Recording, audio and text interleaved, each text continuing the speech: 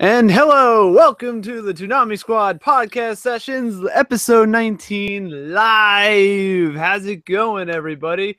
I am your host, Eric Casey, also known as eRockstar5 on Twitter. Yes, we are here. We are live on YouTube's. It's been a while since we've been live. Yes, it has. Everybody, introduce yourselves, even though I already did. Go for it. I am JMB, aka The Boss, founder of Toonami Squad. You can find me on Twitter at JMB_70056. I'm Sam. I'm a writer for Toonami Squad. You can find me at Twitter at SZUniverse.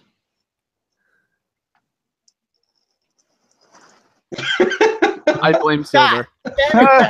We were going so well. I knew you were going to do that. Yeah, one. That was my best introduction.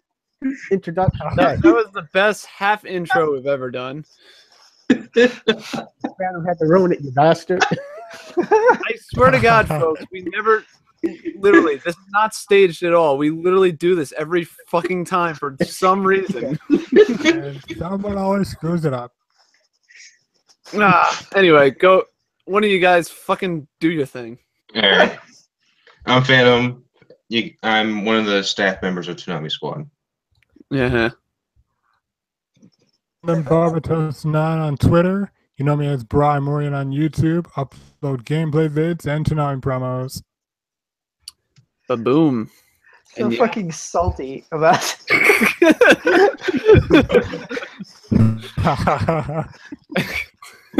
I mean, what can I say? Anyway, so we have a jam-packed. Anyway, I would say it's somewhat on topics-wise. It's mostly just announcements, but the topics are, I would say, are pretty lengthy. I would have to say. The first topic is, of course, episode 1 of the Total Immersion event that premiered last week. Countdown. A lot of interesting stuff happened for a beginning intro, I would have to say. So we'll dive right into that and give our thoughts and opinions on what's going to happen in the future. Piracy.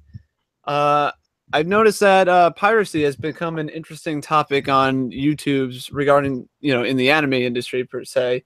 So I figured, based on a video that a couple videos that I saw personally, I shared it with the squad. We're going to give our thoughts and opinions on that. Basically, is piracy killing the anime industry, or should piracy be, should you pirate to help fix the anime industry? And we'll dive into that. Spoilers, we shouldn't. And the final topic is the DBZ Kai Marathon, which was announced. Not Dragon Ball Super, but the Dragon Ball Z Kai Marathon. Yeah. For Thanksgiving, I believe. Correct? Yes. Correct. November 25th. Nice. Stuff your face holes. Stuff your face holes with fists and Super Saiyans and Screaming. Boos and Energy blast. Kamehamehas. Yeah. So let's dive right into it. Let's start off with the first topic. Countdown, episode 1. What do we think? What are our impressions? What are our theories? Go.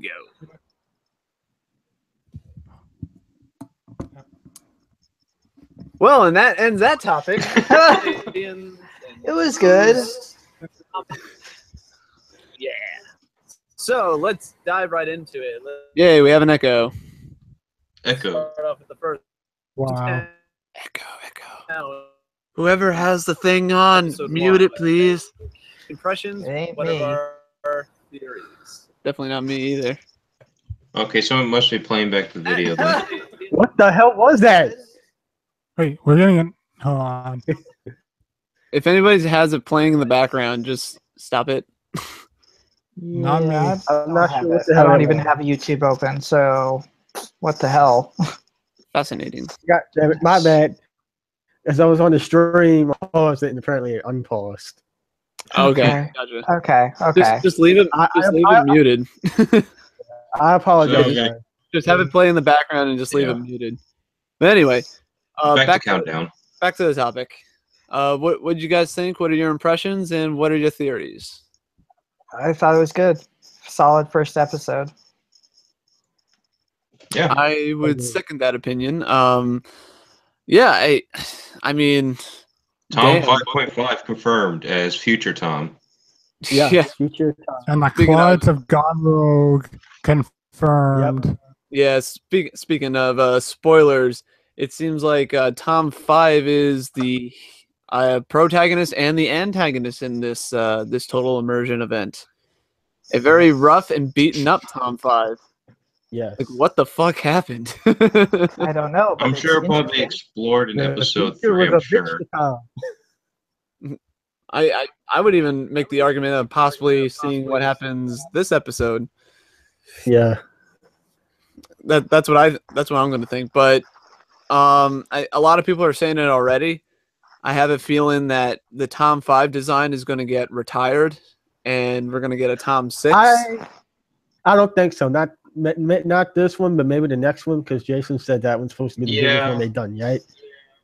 I don't know, Tom. I don't know. And considering this is future Tom, clearly he's still intact. So I mean, I don't It's still know. I don't know intact, but what's you wanna going on with continue this with- yet.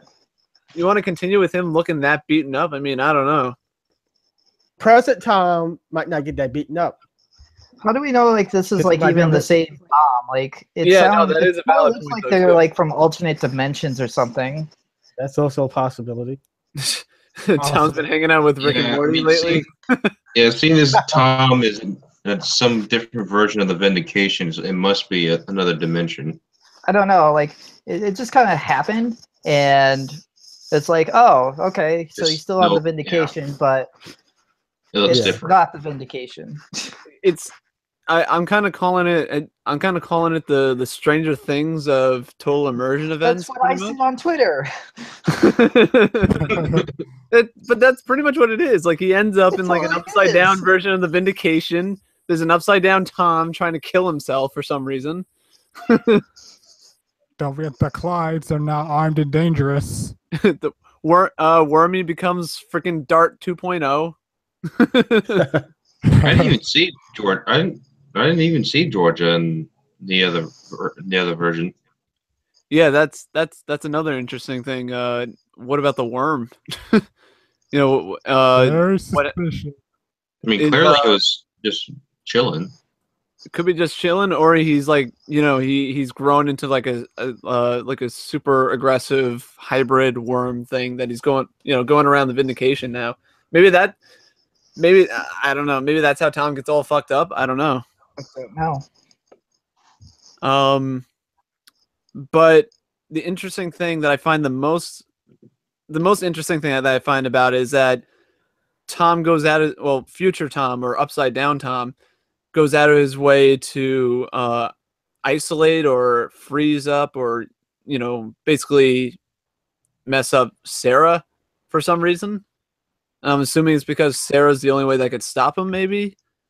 I don't know. Too many questions. Too many questions. Too many And cooks. It's Too many cooks in it's only the first episode, and we don't know what's gonna go on for the next Three more. Yeah, three Like, more. all this is going to be Yeah, explained in three more 3 weeks. episodes? Yep. Wow. Well, maybe.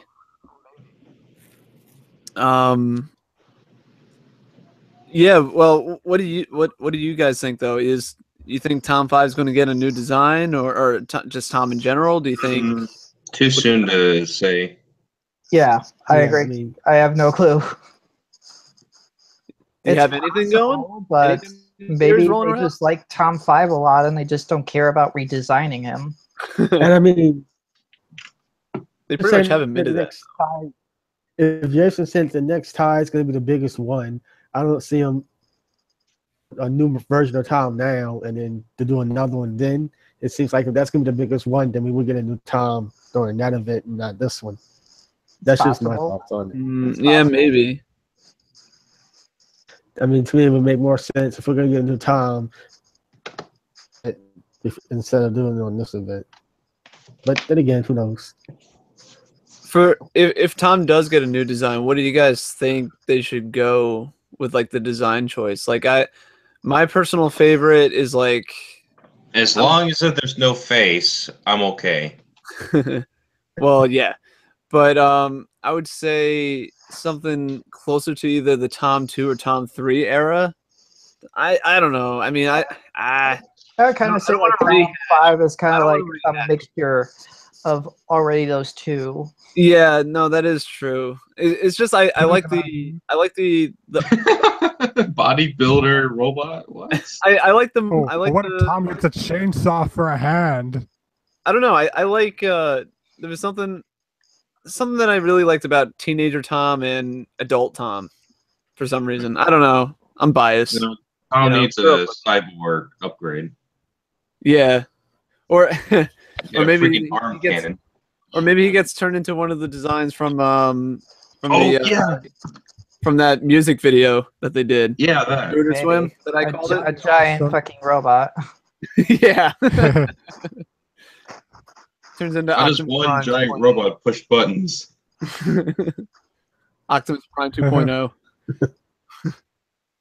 That'll be a twist. Tom 6 is voiced by Peter Cullen.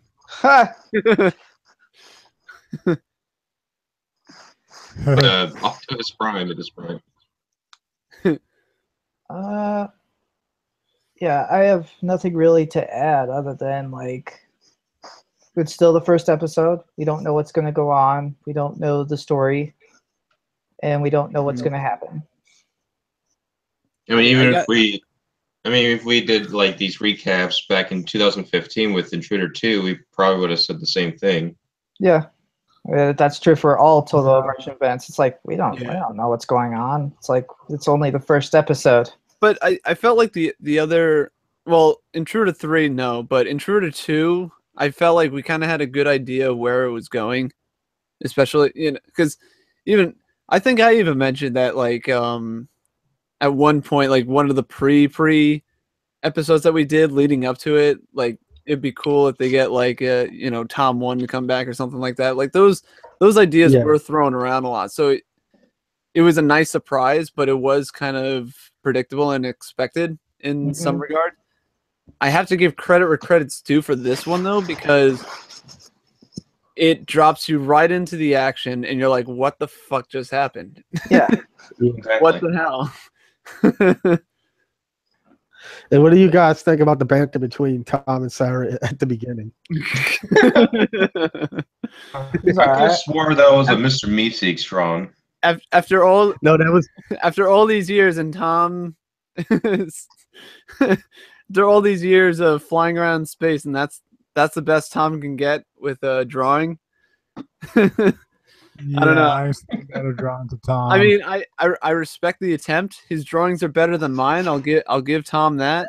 Yeah. But he's a robot. I figured that would be in his database to kind of draw a little more accurate than that. Yeah, really. Yeah. And that Mr. Macy's was actually a drawing of Tom himself that he did. Yeah. Yep. Yeah. No, it was a cute little beginning, and I think settle enough where it's like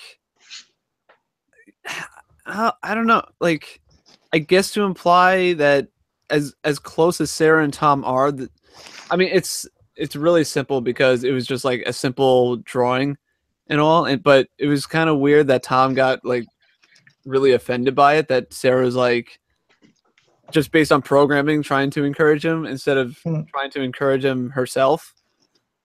I don't know. I think I might be looking too deep into it because that's just what I do. But yeah, I don't know.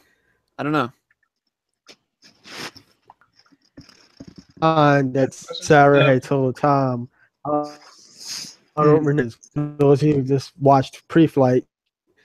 Gil said that one line was something his wife actually said, and when him and his wife his wife heard Sarah said it at lunch, she was like, "What the fuck?" Yeah, I saw that too. That is yeah, like we said, episode 1 just looked. I felt this was the strongest intro to a total immersion event out of all of them in Toonami's history. Because again, it's like I know I sound like a broken record, but I really want to know what the hell's going on. Yeah, I agree. And We'll it just have to premieres. find out Does it on premiere Saturday after? night. Does it premiere after Super tomorrow, or does it premiere before Super? Before Super. It plays Right. at 11, so it's going to play before. Or, Yeah, I would assume play, before. then Super. Gil and Jason just said on pre-flight that just aired that it's going to be right before Super. Okay, that's interesting. Usually they kind of air it. I think they usually air it in between. In between. Like Yeah. the first show. Well, the first episode. Well, the first Yeah. episode they premiere straight out, and Straight then out, they get and into the then they go block. in between. But yeah, I mean, it is. This one is also it's 4 episodes. Never mind. I was gonna say it is shorter, but it's just 4 episodes. It should Is be there- longer than Yeah, Intruder 3, I think. on I missed pre-flight, so I don't know. But did they mention anything about like a tie-in comic with this event? No. No. Not yet. Well, yeah, true. Not yet. I think Do we if think there will be a comic were to come out, it would have already done so. But They you would never know. have. Yeah. Probably would have tasted it. Because I'll admit I still have a bad taste in my mouth because of the last one. Yeah. That was so disappointing. I That just was want to. So filler. I think. Could have been better. I mean, I much think for the next comic, I just want them to explore another element that they should have did in the first place. The continuity of Tom 3 to Tom 4 to back to 3 to then 5. Well, considering that though, like especially the way this total immersion event set up, where there's 2 Toms, what we think is like an alternative Tom or an upside down Tom or something like that. Like I wonder if we'll get some backstory to like Tom's basically Tom's backstory a little bit of what he is as a robot. I don't know. Now that you mention it, I think that the other Tom, his leg was actually different. Like how Tom's arm is different because he had to get a new arm because of the intruder. He took it off, whatever. I may have to look watch on it it- again. I might be wrong. I have to look again, but when I saw it on pre-flight, I did notice that his leg looked different than the original Tom's leg looked. Maybe upside down Tom is the original Tom model that Tom 5 is based off of. Epic foreshadowing, maybe. But like you said, it might be a different dimension or universe, whatever. And instead of Tom losing his arm, he lost his leg. I don't know about a different dimension. But I could be wrong. I don't know about it.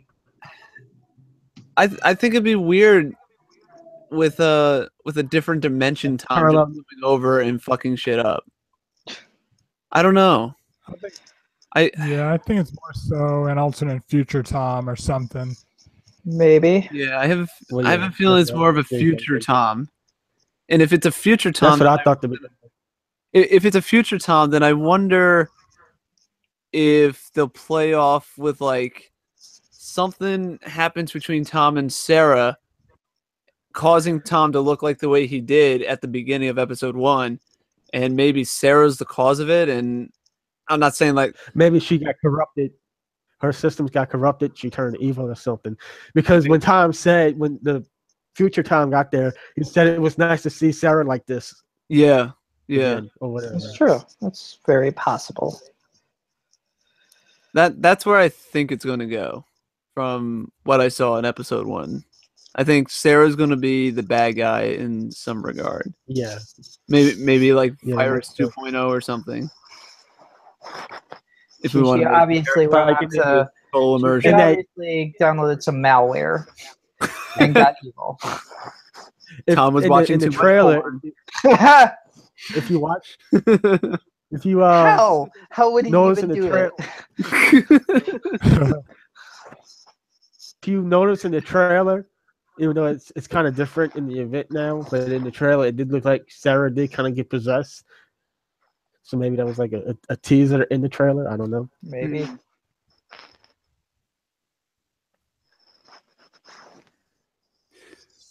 Maybe Tom was illegally watching anime the whole time. Oh no! I'm blown.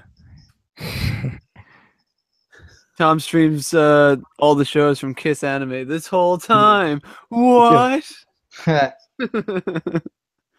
You betrayed us, Tom.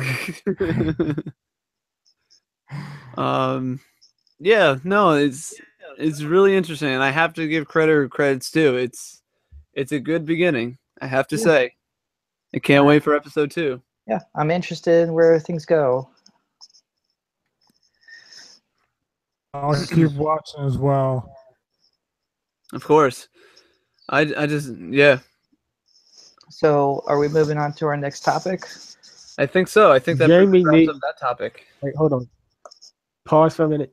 Reading off the chat. Jamie Neal says, "I want Hulk Hogan to do the voice of Tom if he gets rebuilt, and Hulk Hogan, O'Neill really? should do the voice of Tom's big brother." Hulk Hogan. Said nobody said like a macho man. Just imagine Hulk Hogan doing the promos and stuff. Let me tell you something. Hulk Dragon Ball coming up next. Kyle Habert would be perfect for that, actually. Yeah.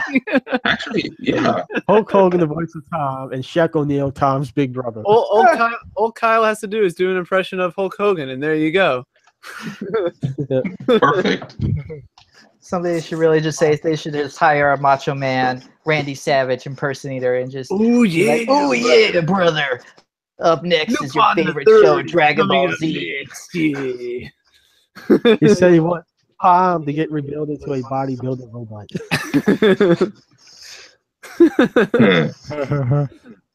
Big muscle bond, brother. I approve of that, by the way. By the way, thanks for coming on, Jamie. We appreciate it. Yeah. Yep, All right, thanks. we're gonna talk about. Let's move on. Yeah, let's with that, let's move on to the next topic. Freaking piracy. So as I mentioned in the intro, it's been a pretty it's been talked about around the internet lately. It's been an on YouTube. ongoing topic since the beginning of this year. Yeah, but it's kind of gotten some steam lately because, like I said, I've seen some posts about it. I've seen a couple videos pop up about it. It's which is weird. Well, not weird, but you know what I mean. It was unexpected. But And Silver has joined us in the chat. Hey. You lame ass, why aren't you here? Calling you out, Silver. What are you gonna do about it? Silver said only 2 people. Yes, we are aware. It's fine though. We got Jamie here, so Yeah. Jamie's cool. I don't know who But Jamie is. anyway, so as I mentioned, basically the reason why this topic is here is because I came across this video on YouTube. Basically, the video is called I think it was called Is It Okay to Pirate Anime? I believe, if I recall correctly. And basically it was basically a video analysis of like the anime industry. And to give a synopsis of it from what I got from my perspective is that basically this guy says he thinks it is good to pirate the anime industry because basically it's gotten not only stagnant, but it's also the leading competitors like, Funimation and, basically all the production companies have gotten, lazy with the production. And there is some competition, but he thinks that pirating the anime would cause them, since they're losing money in the long run, it would cause them to try to think of, innovative ways to kind of try to, refresh their approach to advertising anime, particular shows, etc., etc. That's from what I gathered. Sam, if you want to jump in first, go ahead. Okay. Or yeah, go ahead. I have actually watched the video. I don't agree with all the points that he brings up, but I do agree with one major point, is that these streaming sites that license the anime that they get are not improving upon their services. They're just kind of offering you those shows. And to me, I feel like if I want the best experience for the money that I am paying for a legal source, I do want improvements made to these sites. I brought up tweets about like Funimation services, for instance, and I want them to get better. And this guy brings up an interesting point with Crunchyroll, in that they're sure their services are fine, and I think for the most part, if you're the average anime consumer, you're going to that site to watch most of the stuff on there legally. But the thing is that Crunchyroll site, I don't particularly enjoy using a whole lot of. It's a good site, but I feel like it needs improvement. And he does bring ideas of how it can be improved. But it seems like Crunchyroll isn't interested in doing that. And right now, the industry at this point seems to be divided between three separate people. I'm not counting Funimation, even though, yes, they're still a part of the streaming landscape.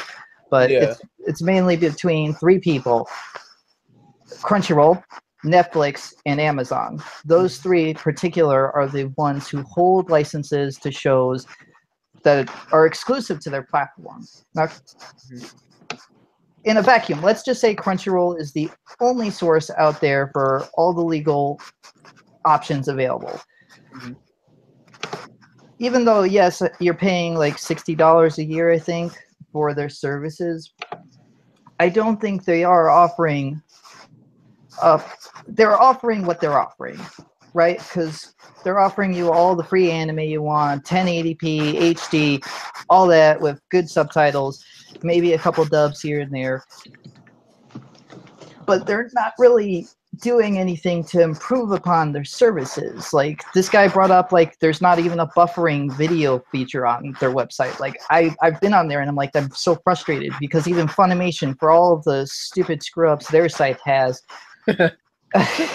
I swear, I do like using Funimation now, but it's just like, it gets frustrating at times, because at least they have a buffer video, like a frame of like how much your video has loaded. And Crunchyroll still does not. Like, that is like simple. YouTube has that. Netflix has that. Amazon has that. How come you guys don't have that on your services? It's a minor thing, but also I also really. They also said they were also going to implement downloadable features onto their app. That is yet to come out, and they said that was going to be released in the fall. That clearly is not happening anytime soon. And if it is, well, when is it? Is it going to be in a couple weeks, a few months? Because then that's not fall anymore. It's just, right now, Crunchyroll in a vacuum is a good legal option. But considering your competitors are also big corporations, where are you getting from? You're not trying to improve your site. And let me get to the other two now, Netflix and Amazon. Netflix business model will never be simulcast shows on a weekly basis. That's never been their strategy. Their strategy has always been, we're releasing all episodes at once so you can binge watch them. And, well, not all at once, because Little Witch Academia first half was released in June, whereas the second half was released in August. And the currently airing Fate series, first 12 episodes were released, and then the second half is coming sometime later. But then shows that have already ended its run, like Kakegurui, and stuff that are already airing, like Children of Whales, like those shows, unfortunately, the only legal option is holding them practically, I wouldn't say hostage, because I think that's a very harsh term. I'd say they're just holding onto them and doing nothing with it. And the moment they do something with it, it's already too late. Right. Because, like I said, in a vacuum, if you only know about Netflix, you're going to use Netflix. But if you don't, then the wide open web is for yours for the taking. But the biggest problem I take away from Netflix is that they don't want to offer any legal option other than, we're going to release it at our pace. Now, I will give Netflix this compared to their competitors, they offer multiple dub options. There's an English dub, there's the original Japanese version, there is a Spanish version, there is a French version. I think there's like a Chinese version. Like there's multiple dub languages you can go with, which their competitors do not offer, along with multiple subtitle options just in case you just want to listen to it with the original Japanese within whatever language you're currently watching it with. Also, the quality difference, I would say, if you have the standard subscription and the premium subscription, I believe the subscription that I have, I think the quality is it's either 1080p or I think it's 4K. I'm not sure. I think 4K is the option on the higher end spectrum of the premium subscription service. Yeah, I'm pretty sure that's the case as well. I don't know if any anime is in 4K. I haven't watched it, but when I watched Stranger Things, I did notice a significant difference from previous, because I've had Netflix for about a year, and I've noticed this is my first time because I just recently got a new 4K TV and everything. It was the first time I really noticed the difference. Yeah. But the point is too, I think that also is something to mention. You know, the quality of it, and also the extra foreign language subtitles and all that, which is something that Amazon and Crunchyroll not so much. Well, Crunchyroll is rolling out Spanish dubs currently for like a few select shows, which I think is a nice start. Doing it forever. Yeah, Netflix has been doing that option for quite a while now, and Crunchyroll is just jumping on board. But what if is it just the dub option? What if somebody in Spanish wants to watch that show with a Spanish subtitle who lives, by the way, in the United States? Like, you can't do that. Right. And here we are. Netflix offers that. If you have a Netflix subscription, you can do that, but it's limited by the shows that they offer. Yeah. And are exclusive to their platform. I'm not sure about like stuff like Aniplex titles or anything else if they offer other dub languages or like subtitle options. Silver said, unless you live in a region where it's impossible to have access to any anime, it's extremely hard to justify piracy. And even if you find a way to justify it, it's still, illegal streaming. I understand that, and I was going to get to that eventually. I just wanted to go through like the big three, which I'll call them that because two of them are major big corporations. They're the ones in the market right currently. Yeah. At least the ones that make a splash, that ultimately people know about, people have heard of, and either like their services or hate their services. Right. Yeah. But basically the big three distributors of anime, essentially. Yeah. And then I guess I can get on to Amazon. So Amazon, when they first started doing anime, animation, if you want just simulcast, just choose Hulu. But with Hulu, they've been recently removing their catalog of anime. Yeah. So there's not much. Because no one's watching it. Well, I don't use Hulu. I used to use it as well. Heck, I used it back when they had had a couple Gundam shows, but that was about it. Yeah. Yeah, I dropped Hulu back in January. I stopped using Hulu when they stopped being a free option, and I don't like Yahoo View. So my options, once again, are back to those three companies that I mentioned. Mm-hmm. But back onto what I was talking about is that Amazon, when they started simulcasting shows, they originally had it as a Prime exclusive. If you were a Prime member in the United States, you got it for free. $100 a year, you were already paying for that. It was on Prime Video, subtitled week to week. Now, Amazon, earlier this year, I believe in January, launched Anime Strike, which is a separate channel to their services, which is an add-on. Basically, you're paying $100 a year plus the add-on of the $5 per month. Basically, Amazon Prime plus the extra Anime Strike service on top of that. Yeah. 105, which is we even talked about this in a previous episode. Yeah, which is ridiculous. I even though I use it a lot, How I am Sentai using it because with Amazon.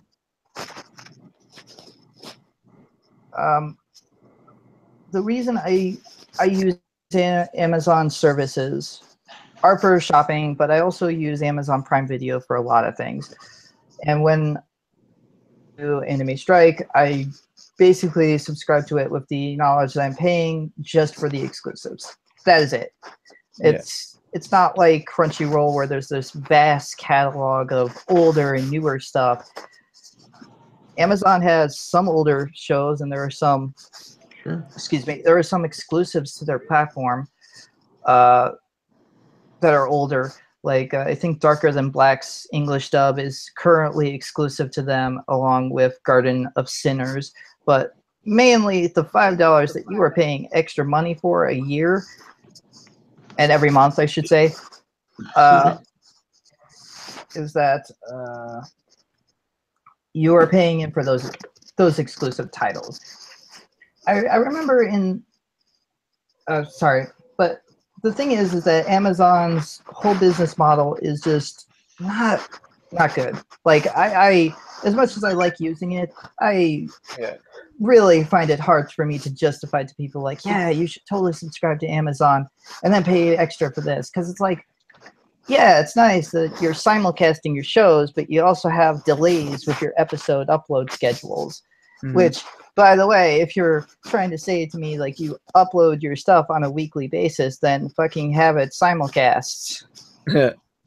That even mentioning that though is that, you know, I feel like I respect the fact that Amazon trying to deviate a little bit from what they normally do, because as we all know, we all use Amazon to purchase our shit. Yeah. You know, that's its core. That's its best stuff. And like I said, I respect that it's trying to do different things and all, but I feel like a simulcast through Amazon, like watching it through the Amazon player and all that, it doesn't really work unless they like tie it in. So like, let's say you're watching season 2 of Rage of the They have Rage of the Bogament. Yeah, season Rage 2, of whatever. the They're watching that. Soul. If they could somehow tie it into their like their purchase model, where it's like you're looking up the Blu-ray collection and you're kind of hesitant about it, and you're able to like maybe watch an episode just to get a good sampling of it or something like that, or vice versa, where you're watching it through the Amazon service and then you can purchase it. You can purchase a collector's edition like right below where you're watching the episode. Like it's got. I feel like it's got to have a blend, and Amazon just kind of half-asses it every time. Yeah, I agree with that. Like, I think most people kind of would suggest the same thing. Maybe Amazon should have like an option where there's a free option where you could watch it on 480p with ads. Like, I think that's a fine option. You're hitting that sweet spot of people who don't want to pay for Prime, but just want to watch the shit. And they don't care about quality. You can just run ads over the videos. Like, it's not like Prime Video is a waste of ads. There are some videos that do have ads on top of them.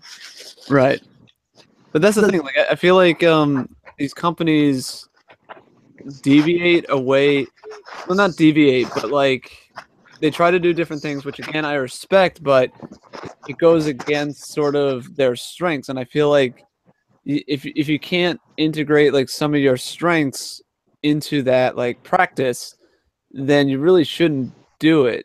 I mean, they have done some things with Anime Strike. Like, if you have a Strike subscription and you have Comixology or whatever, is that you can get a free manga volume every month. And I believe that's still going on. I haven't really tried it, but I believe you can still get a free manga.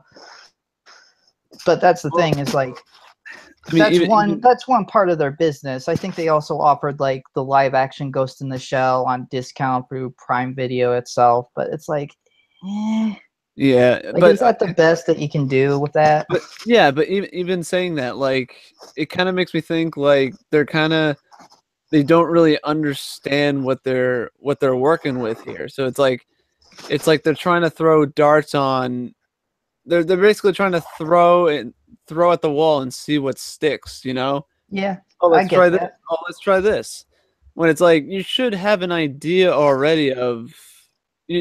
To me, it shows like a lack of understanding of the I don't want to say source material, but of the content that you're trying to sell, or the industry, basically. Like they clearly don't have a knowledge of how the industry works. Yeah. And I think, well, I would just say like Amazon and Netflix, I would say they don't understand how the fandom works, how the anime industry works, how people consume their shows. I know people like to say, well, people binge watch all their shows. Yeah, I mean, casual people may binge watch their shows, but hardcore fans and even casual fans really prefer simulcasting. Mm-hmm. Like, to me, there are a bunch of shows Netflix picked up that I have to wait for. Why?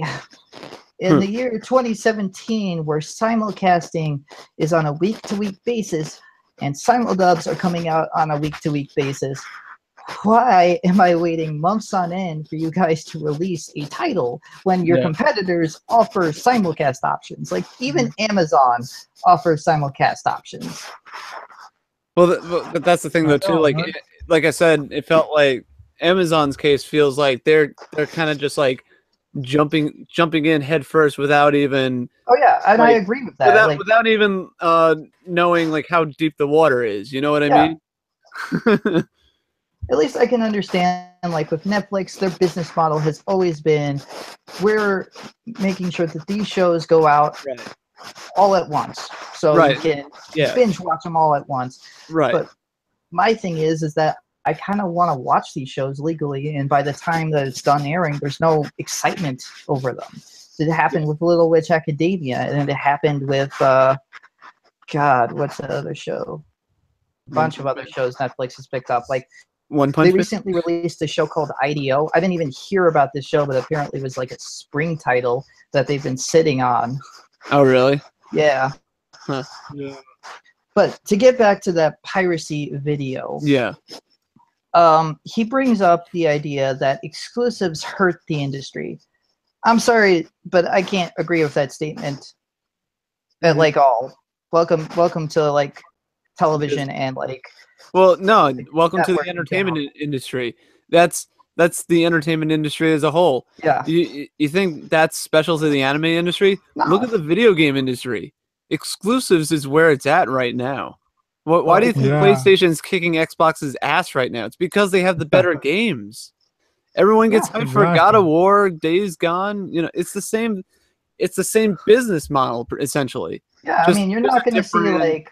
You're not going to see Microsoft put games on Nintendo. You're not going to see Nintendo put games on Sony or Microsoft's platform because they know exclusives are valuable to their systems. Right. Just like how streaming services peg exclusives their services. So they can get you to go and watch them. Watch these Crunchyroll. Even though Crunchyroll and Funimation share a catalog, let's say Funimation now you don't care about dubs. You just want to watch stuff subs. Mm-hmm. Crunchyroll is practically the best option for you. It's got a nice catalog of older and newer stuff. They simulcast shows. They offer some dub options if you are sort of interested in that type of stuff, but they mainly specialize in subtitles. And they have exclusives to their platform. They share shows amongst like other distributors. Like I think they have some anime network shows that excuse me, that are still on there, and then they also share shows between distributors. So like Aniplex, they'll put shows on Amazon, they'll put them on Hulu, they'll put them on Crunchyroll. So they do have some shows, but they do have exclusives like 91 Days and Mob Psycho 100 or Yuri on Ice. You can only find those on Crunchyroll, just like how Netflix has Little Witch Academia, Fate Apocalypse or whatever it's called. Yeah. It's on The Netflix. Apocrypha. Seven Deadly Sins. Those are exclusive to Netflix because Netflix paid for those to be exclusive to their platform because they know those shows are valuable to their platform. Just like how Amazon made deals with Notanama and the Anime Isn't Block, so they could have those exclusives along with Welcome to the Ballroom, Recreators, Rage of Bahamut, Virgin Souls. They know those exclusives are valuable to them, along with all the Sentai Filmworks stuff they've been picking up. Mm-hmm. Exactly. I mean, it's like exclusives sell your service. You can't Just like right. Yeah, no. cannot release a streaming service without any exclusives. Like Mhm. I'm Absolutely. gonna bring up Just Daisuke. like again, just like how you can't sell a system without exclusives either. Yeah. What's the point? I mean, like I know Daisuke had a few exclusives here and there, but what shows were there that were really exciting for people to watch other than One Punch Man, which you could watch on Hulu anyway. Mm-hmm. But Yeah. Daisuke really didn't have much to offer, at least to those who want to watch simulcast options and to those who want to watch new content. Now, that may not be the only reason why people didn't really care for Daisuke, but that's one of the reasons why I never really checked them out. Also, I didn't really know they existed until like a couple of years ago. Mm-hmm. But even still, like, those exclusives sell those services. Like, now, they offer dubs, but they share their exclusive titles that they license with Crunchyroll.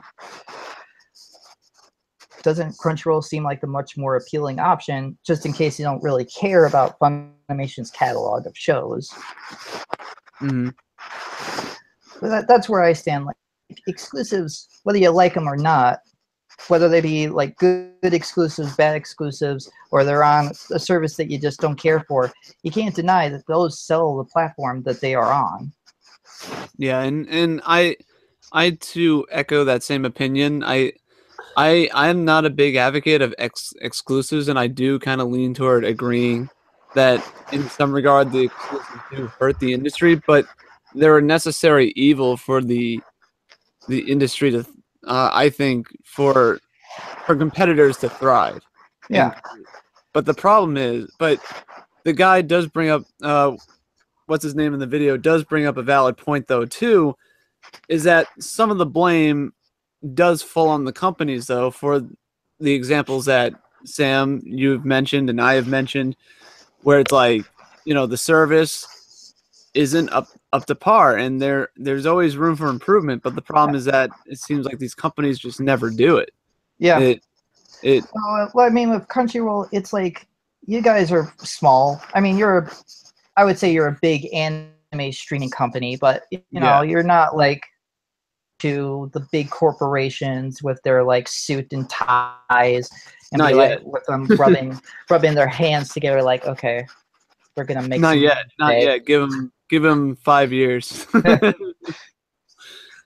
I mean, with Crunchyroll, like you can improve your services. Listen to feedback. Listen to what people have to say. Also, implement that download feature. You promised that, and if you're not going through with that, please come out and say that. But hang on, it's not just Crunchyroll though. It's the whole industry at large though too. Yeah, I mean, like that's true. Like Netflix needs improvement. Amazon definitely needs improvement. I'm not just picking on Crunchyroll, but like they're like the easiest ones to contact. Like they aren't like separated into different branches like Netflix or Amazon are, where they're like, okay, where do I go to like troubleshoot Netflix about simulcasting? Where do I go to Amazon to tell them to drop Anime Strike from like their channels list? Yeah. Also, I kind of want to bring up an expansion to this as well. It's also like how the companies kind of sell their content as well. Mm-hmm. I think I've mentioned this in the past in previous episodes too. But like, these companies, it's so funny how similar they are to the video game industry in some regards, where they're constantly shouting, "Oh, we don't make enough money from our content and everything," and I assume that's why they sell like two parts to when they split the entire series into two big parts, and they have like part one, part two, and then you have the stupid expensive collector's edition that are two parts, and then the whole thing costs like over $150, where it's just a show and a bunch of like extra stuff, which is kind of neat. But it's like that. I would say like that also plays a problem with piracy too, is because no one wants to spend $80 to $100 for just the As a contradiction to that, Eric, is that here in the United States we probably have it best because we get those options, whereas in Japan, I believe I heard from my friend, like they just recently started having credit cards as like an option for you to buy shit. No, I understand that, but I'm just saying in America is a lot cheaper and a lot more affordable. Like if you go to Funimation, you can find something like I don't know, like 91 days for like $60 to $80, where it would cost like twice as much probably in Japan alone. Yeah. So you see a lot of reverse importation going on in Japan, and most people who are Japanese otaku don't want to deal with these companies who are basically ripping them off. No, that is a valid point, but even with that, like I feel like that's kind of also it's kind of ripping us off too. Well, I mean, in the a way way, I look at it, should. I think if you have a collector's edition, I think the whole show should be on there. I don't like the fact that they split it up into two parts. I believe that's only like Aniplex currently, because unless it's like two cores, because Funimation does that with two core series, but with one core, they release it all at once. They don't like just pull an Aniplex and be like, okay, we're releasing like volumes. Well, that's the thing. Like when the show is hot and big, like Attack on Titan is a good example. When the show wasn't completed yet, like season 1. In fact, I have it on Blu-ray. I have parts 1 and 2 on Blu-ray right now. About 2 or 3 years later, I see a Blu-ray DVD of the entire series.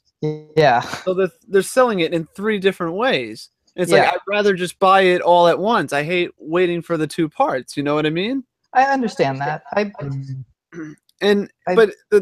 that's the thing though. Like that's I make the argument that that's part of the piracy problem though too, is because I don't know if it's true or not.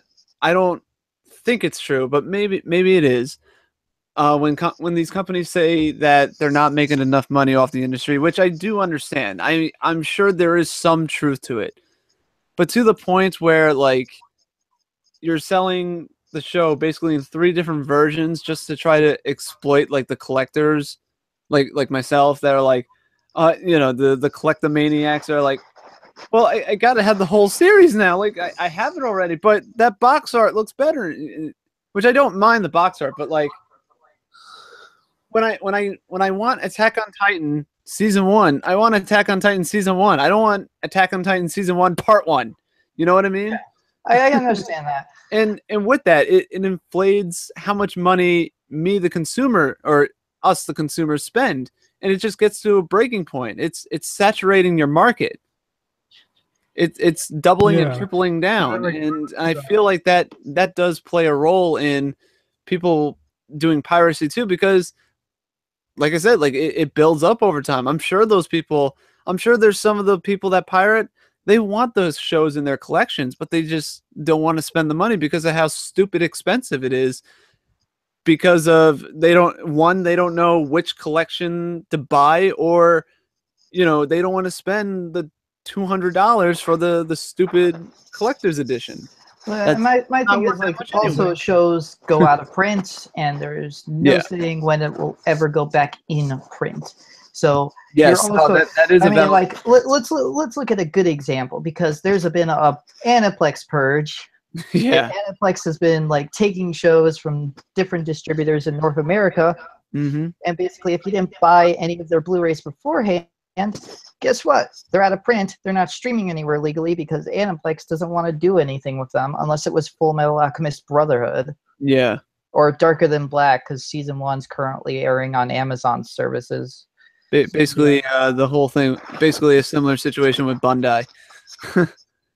I mean, pretty it's much. just ridiculous. Like, I get where we're going for it, but this is like a whole different like can like that we're opening here, which is way different than Piracy. Like, but it's still, but still, it- it plays a role in it. You know, that's been out of print for years. Like Garden of Sinners, like you cannot. Well, for the longest time, that was out of print, and you could not stream it until Amazon got it as their exclusive. yeah.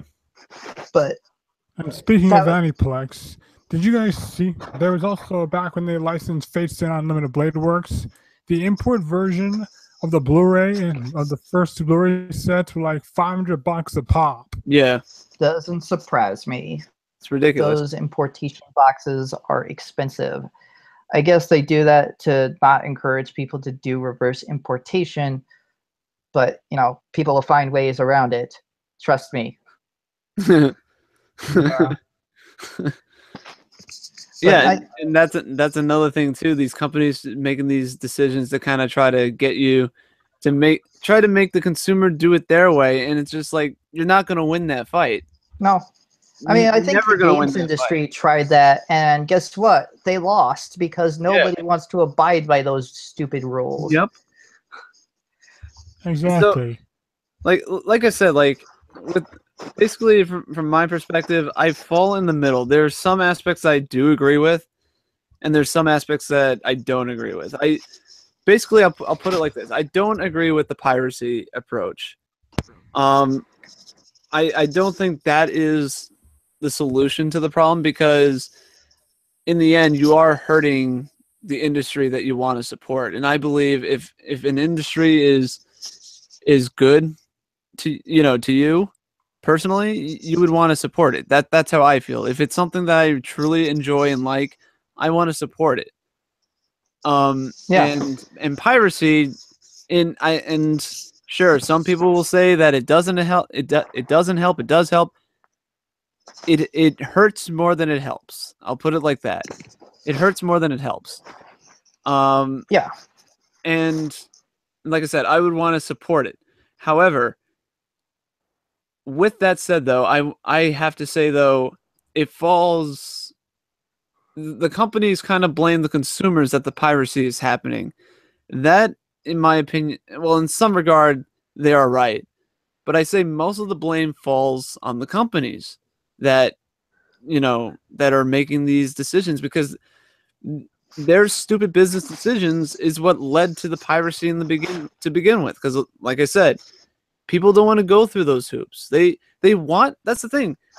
That's what these companies I just don't understand, is that they clearly want to support you. They're watching you pretty much because they enjoy it, and I'm sure they are doing it because they want to support you. But you come up with these stupid business decisions to try to nickel and dime everybody at every turn, and it just gets to a point where it's like it falls on you. And I feel like in a business practice, you have to care. You have to have a general idea of what your audience is like, and you have to appeal to their likenesses, I think, a little bit, because that shows that you care. I've seen it too many times in the entertainment industry, when a company goes out of its way, to support something and the consumers benefited from it, and that goes a long way, and that builds a really good reputation, Yeah. And again, like I said, like comparing it, to the other entertainment industries, it's just amazing to me how similar the business practices are. And you think these anime companies think that they're special, that piracy is affecting them. Well, let me tell you, piracy affects the movie industry. It affects not just anime, but it affects the cartoon and the movie industry as well. But it's affects again, TV, it affects video games, it affects everyone. Well, I wouldn't say piracy doesn't affect video games as much. Video games is a little more. Oh, people pirate games. Like even brand new games, they still pirate. But developers find clever ways around that issue.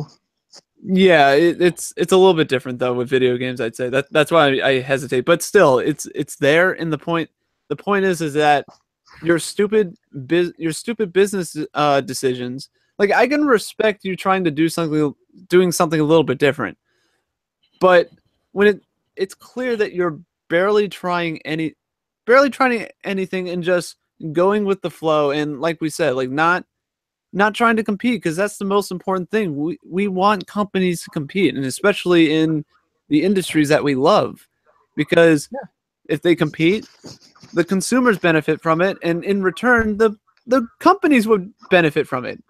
Yeah, I mean, it's just basic democracy economics. Yeah, I mean, competition is necessary for growth. Exactly. But the thing is, these companies, they're established. They're already ranking in cash. They don't have to really. Yeah.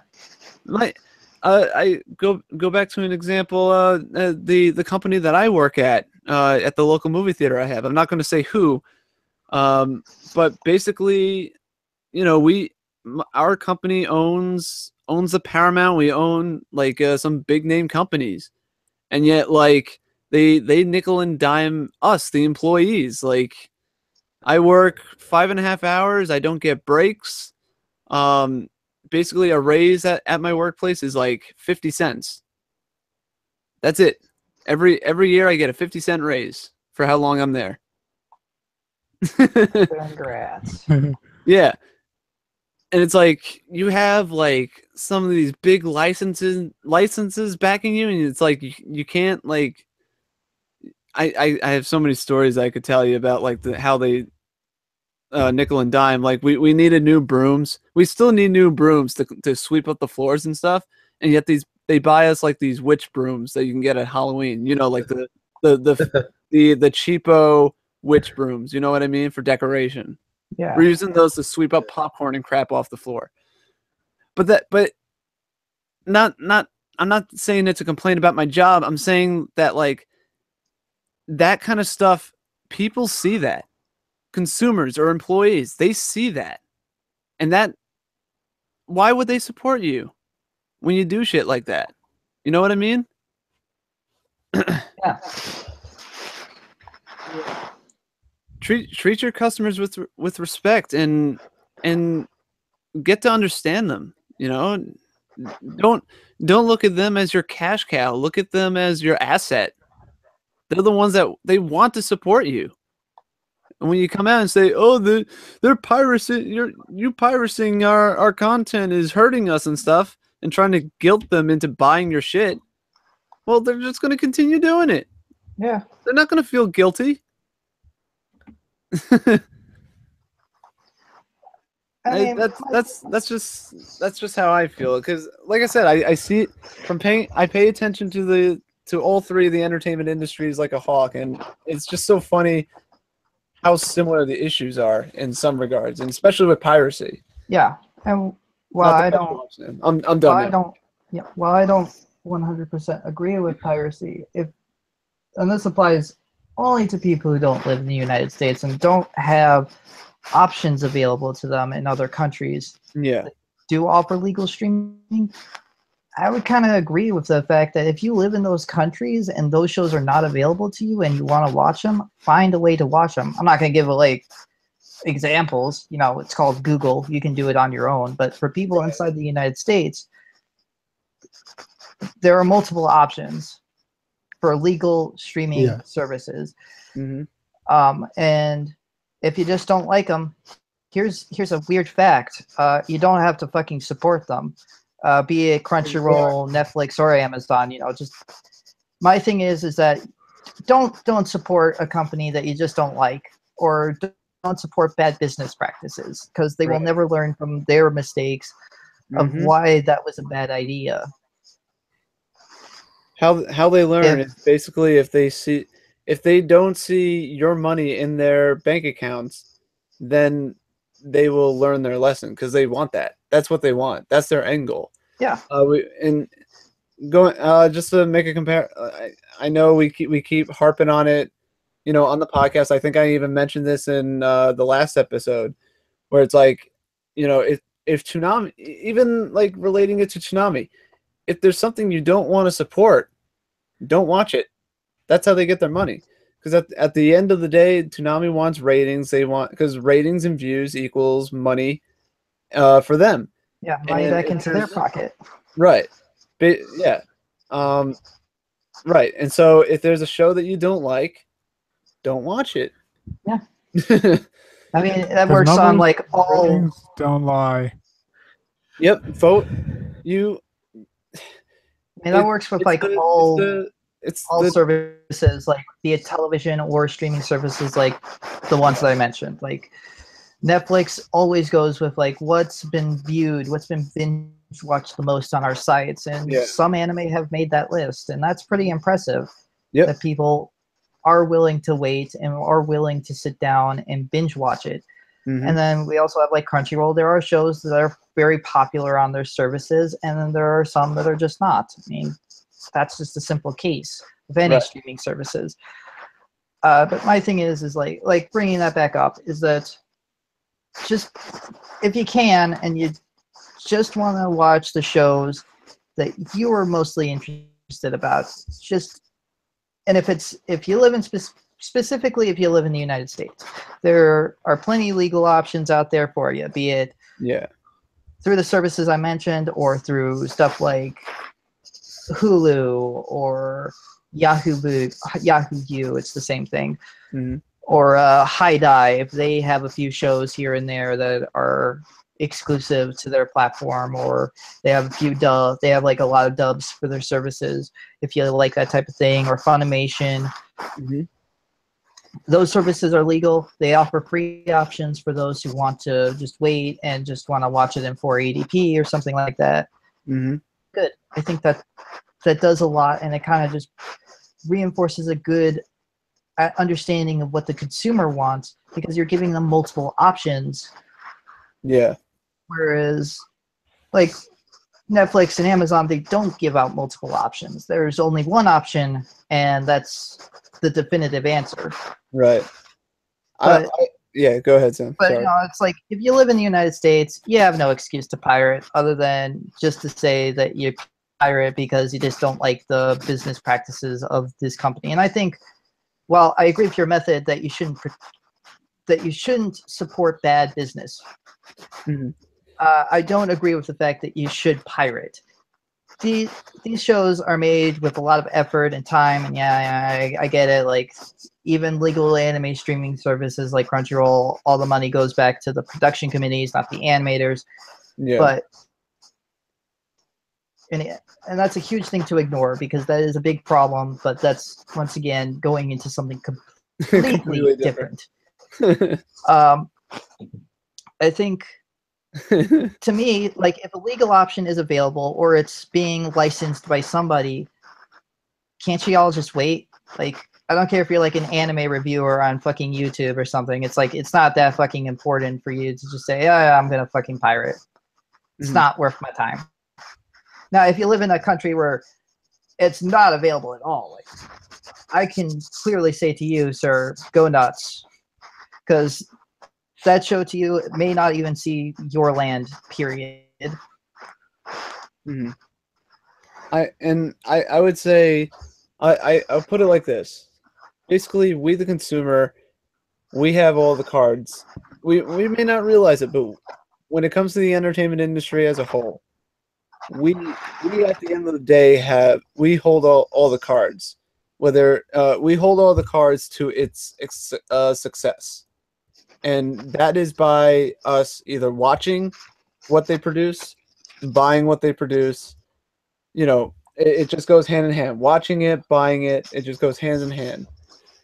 And so, like we said, if if it's something that you don't want to support, don't watch it. Don't pay for it, because then that's how you send a message to them, to the companies, that this isn't working, because then they'll start panicking, and then that's when they'll try doing different things. It happens all the time. But also, regarding to the piracy thing, I like I said, I've mentioned it in the past. I've personally have watched, illegally anime and things like that. But for me, I do it because it's basically like a demo reel to me. I like when it's a show that I can't find on the legal services, and it's a show that I still want to watch, I would say, and I may get slack for saying this, but I will say to an extent in regard, seek it out. You know, if it's something that you think you may enjoy, I would say seek it out in any way you can and try it out. But I would say if you do that though, I would hope you would one day support it. So like, Yeah, like put your money where your mouth is. Like if Right. you love this industry, right. give back So to it. eventually come full circle and support it at some point. So like, there's a show that I hope comes out on DVD one day. It's called Daughter of 20 Faces, I think it's called. And the show has been illegally uploaded onto YouTube, and I watched the whole show on there. And I thought it was a very underrated show. I really enjoyed it a lot personally. And I tried looking it up for a DVD sale and everything. I couldn't find anything on it. It's just, it seems like one of those really, really obscure animes. But still, I seeked it out and I enjoyed it. And now I'm just hoping that a DVD comes out because I probably would buy it at some point. But that's a somewhat bad example, but still, like the thing is that the memory's still there. Probably a better example for me. I'm trying to think. Have I bought anything that I watched illegally? I mean, okay, so technically, Outlaw Star would suffice. Because originally I didn't really watch Outlaw Star when I was a kid. During its first air on Toonami, I wasn't really a big fan of it. Then I watched it years later on an illegal anime site that I'm not going to mention, but everybody here in the squad knows which one I'm talking about. But Oh boy. but from watching it, I actually ended up buying it twice. I bought the Bandai version, the standard DVD Bandai DVD collection, and years later I now had the Blu-ray edition as well. So, like I said, support the industry. If there's a show out there that you like or find interesting, I say seek it out in any way that you can and see if you enjoy it or not. Mm-hmm. And if you do enjoy it enough, I would say support it. Support it in any way you can. Buy the DVDs for it. Buy, show the support. Show the love and support that you have for that content. Yeah. But don't pirate to try to get back at the companies, because That does nothing. Like that literally does nothing. Yeah, that's not going to accomplish anything. The only way for you to do that is not support the companies, and that's like not paying for your subscription service. Just not doing that. But piracy doesn't accomplish anything. No, it does I would say the only thing is maybe discovering an anime that you may not have been able to watch, or that's the only thing really. That's the only benefit from it. Yeah. But it's not it is hurting the companies to an extent, but it's not going to be the end all be all. That falls on you, whether you support them or not. Yeah. I mean, Because it totally beats the purpose. Because like if you're paying for Crunchyroll and you pirate anyway, like that, why? That doesn't even make any sense. I hate Crunchyroll, so I'm gonna pirate. Oh, but you still pay them every month. But that makes no sense other than like maybe read their manga catalog. Their very, very small manga catalog. But well, anyway, I'm done with my rant. yeah, I mean, like the piracy, I will say, will never go away. I think it's much like the beast Hydra, is that once you cut off a head, it'll keep growing back heads. Like it'll never go away. It won't go in this place. I agree. I don't think it'll ever go away, but blaming the consumers that it's happening, But they're also kind of like, you're only and I say this to the companies, you're only exasperating the problem by doing that. I would It's also not. kind of like, I'm not going to point the finger at the consumer because you know what? Yeah, I get it. Like, it if goes you both if you're ways. paying for a service, you should be getting that entire experience. And companies like Netflix and Amazon doing their thing kind of makes that a little bit sour. But I would never say to you like, oh, I hate these companies a whole lot and I'm just going to pirate it. It's like, to me, that makes no sense because you still want to watch their shows. Right. Of course. So obviously you're still going to go out of your way to still steal it. But like, what does that accomplish? It doesn't accomplish anything in my view.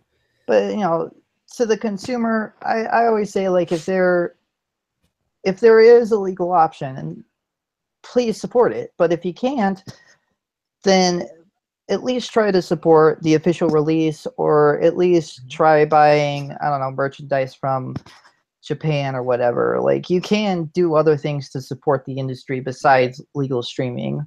Right. So if you're a fan, just support it as much as you can. And if all you can really do is just buy the official DVD release, then go all for it. Like, that's fine. Right. Or if all you can afford is Crunchyroll, that's fine. You don't need every streaming service. Yeah. And while it's disappointing that those big corporations like Amazon and Netflix pick up titles, it is what it is. These companies pay good money for those titles. They get to keep those titles. Mm-hmm. It's the nature of the beast. That's how the business rolls. Now again, going back into it, I think we can agree that the companies, like, when they sit on a property, when they never use it anymore, a la EA for the video game example, but that's the thing. The only way for you to send a statement is either, voting with your wallet, voting with your eyeballs, or just sending, just putting your opinion out there and making your voice be heard, whether it be through money, views, or just, ranting on the internet like we are right now. Yeah.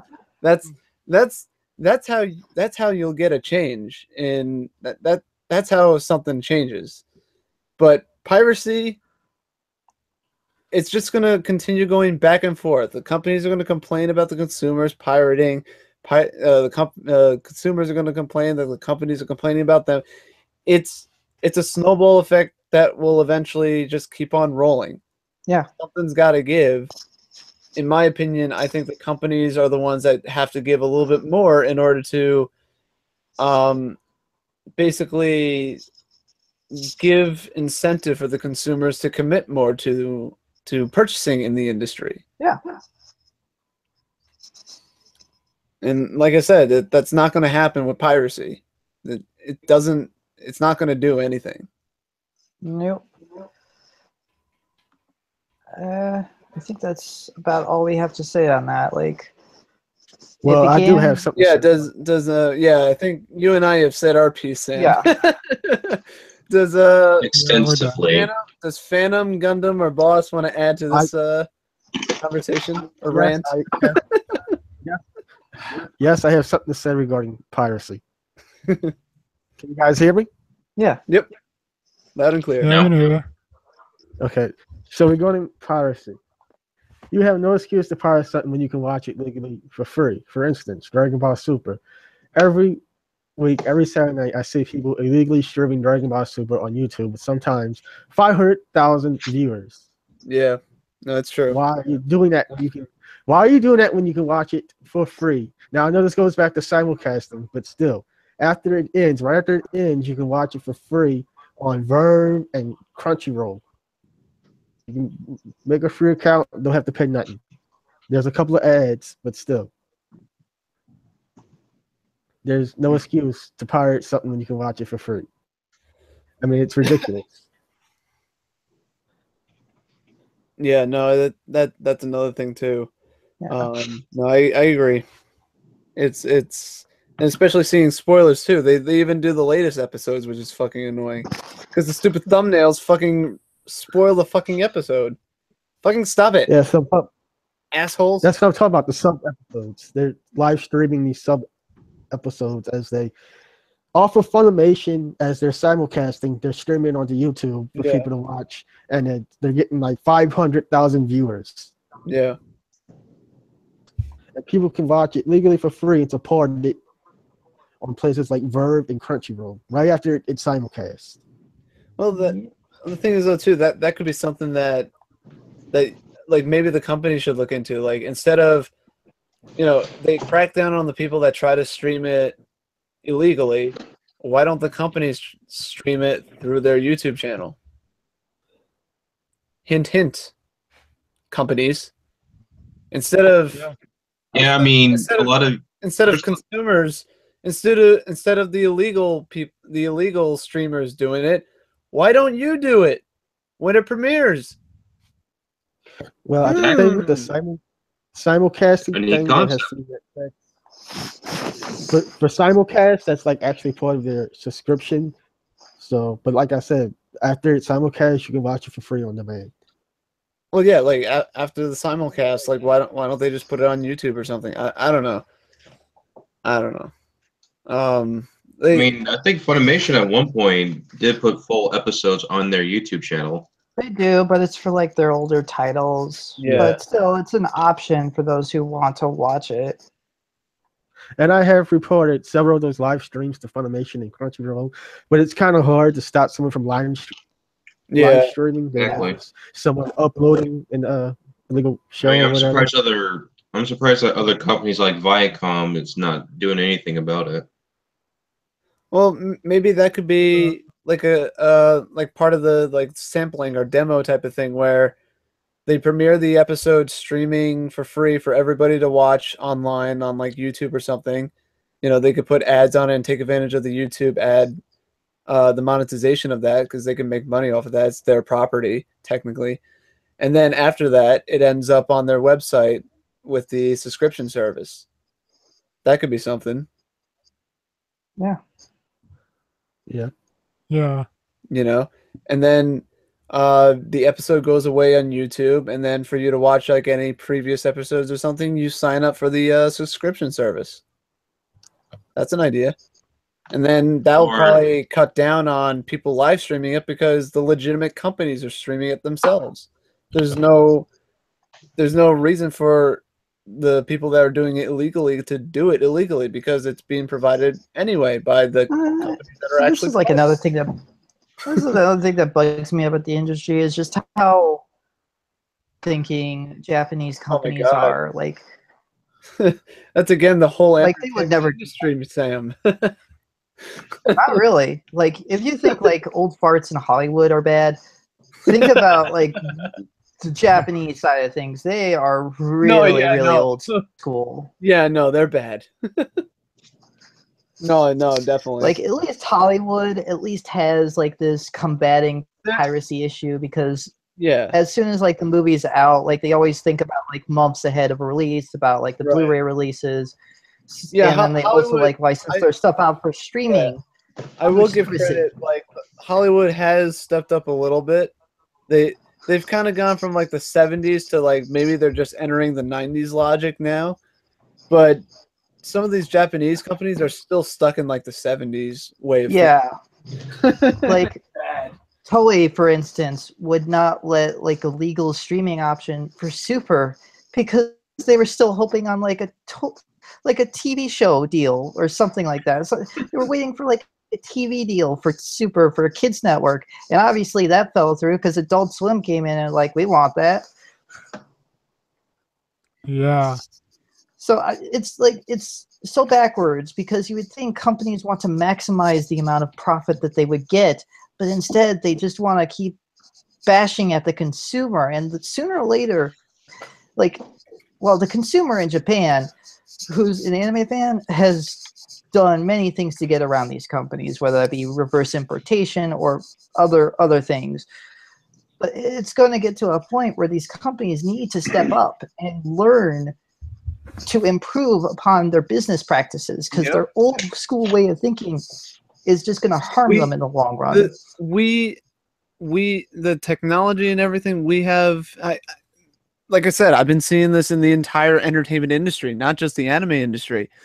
But well, I think these companies are trying so well. Hang on, I've seen like these companies are trying so hard to keep their way of thinking, because they know, because their way of thinking is how is how they've been making money for years, and so they even try to like manipulate the system so the system doesn't change, even though you can't stop the change from happening.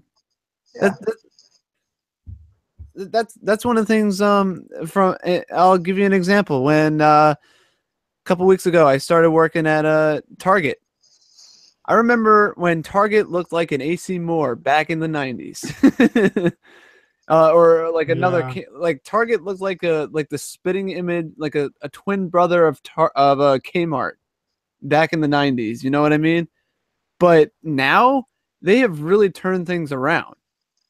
Their store's a lot much nicer. They've expanded on their products. It's very well laid out. Their website works pretty well too. And then, in fact, it was during my orientation meeting where we talked about like Toys R Us was potentially going out of business soon, apparently, and this was about a month ago. But some of the things that were talked about was like Toys R Us has been the same store for years. They haven't done anything to try to innovate or change on, like consumer experience while in the store and things like that. Like, at least with Target, from what I've heard and from what I've seen over the years, they backed up what they said, where it's like they have like experimented and innovated and tried different things, and some things worked, some things failed, obviously, but they still did it, and it's mostly worked out for them. And companies need to realize that you have to go with the change. You can't try to stop the change, because it's going to catch up to you eventually. Yeah. You're right. There's just no other way of putting it. Yeah.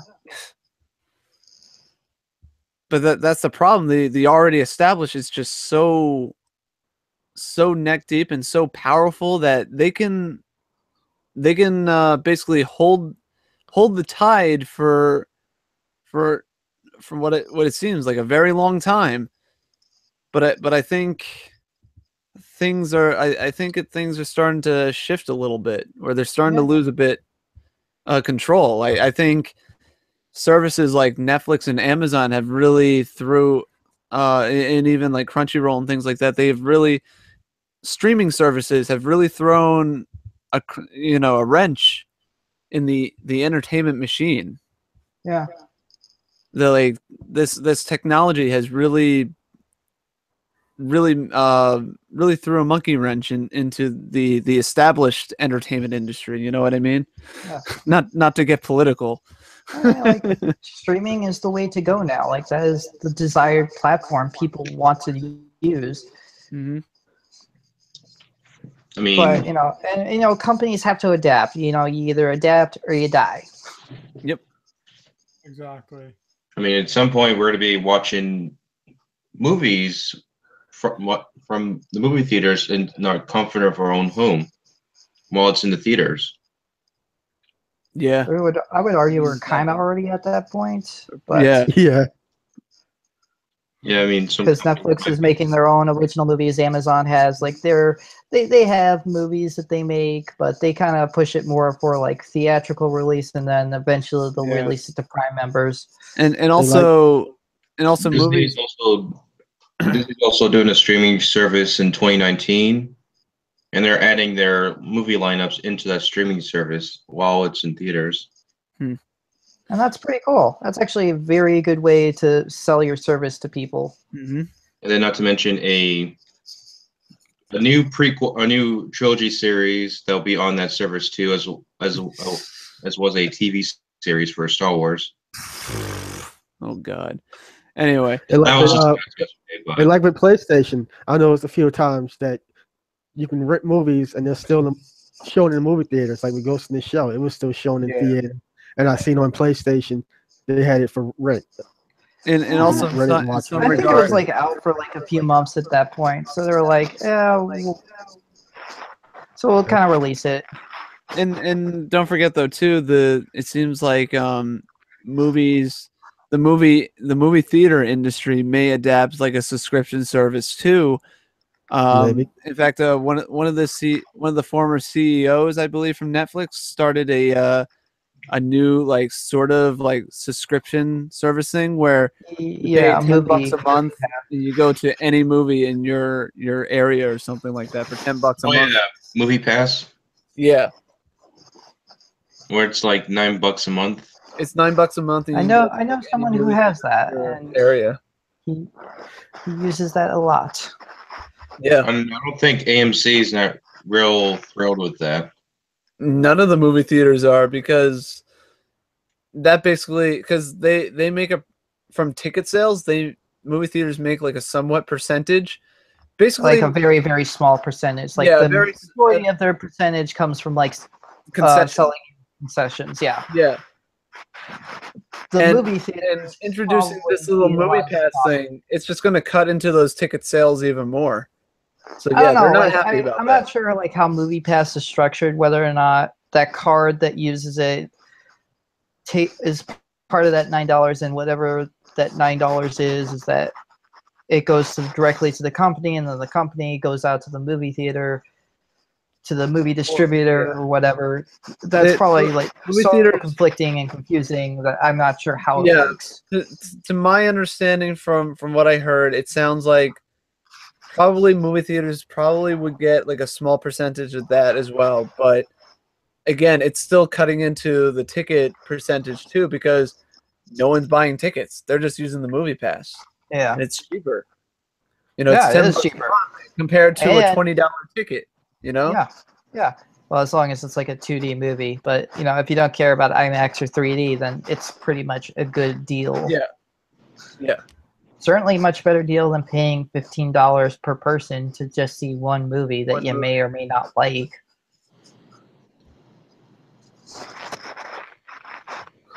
Streaming service. I told you they're a big It's monkey the wrench.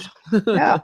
I mean, streaming is the way to go nowadays, and The big wrench. yeah, I mean, most people aren't Monkey buying bone. physical anymore. Well, I should say anybody who's not an anime fan, because I feel like anime is completely that physical release window, because I feel like anime fans are more collectors than they are observers, as we're movie watchers, Yeah. people who buy music, people who watch TV shows or whatever. They do it digitally instead of buying a physical release. Mm-hmm.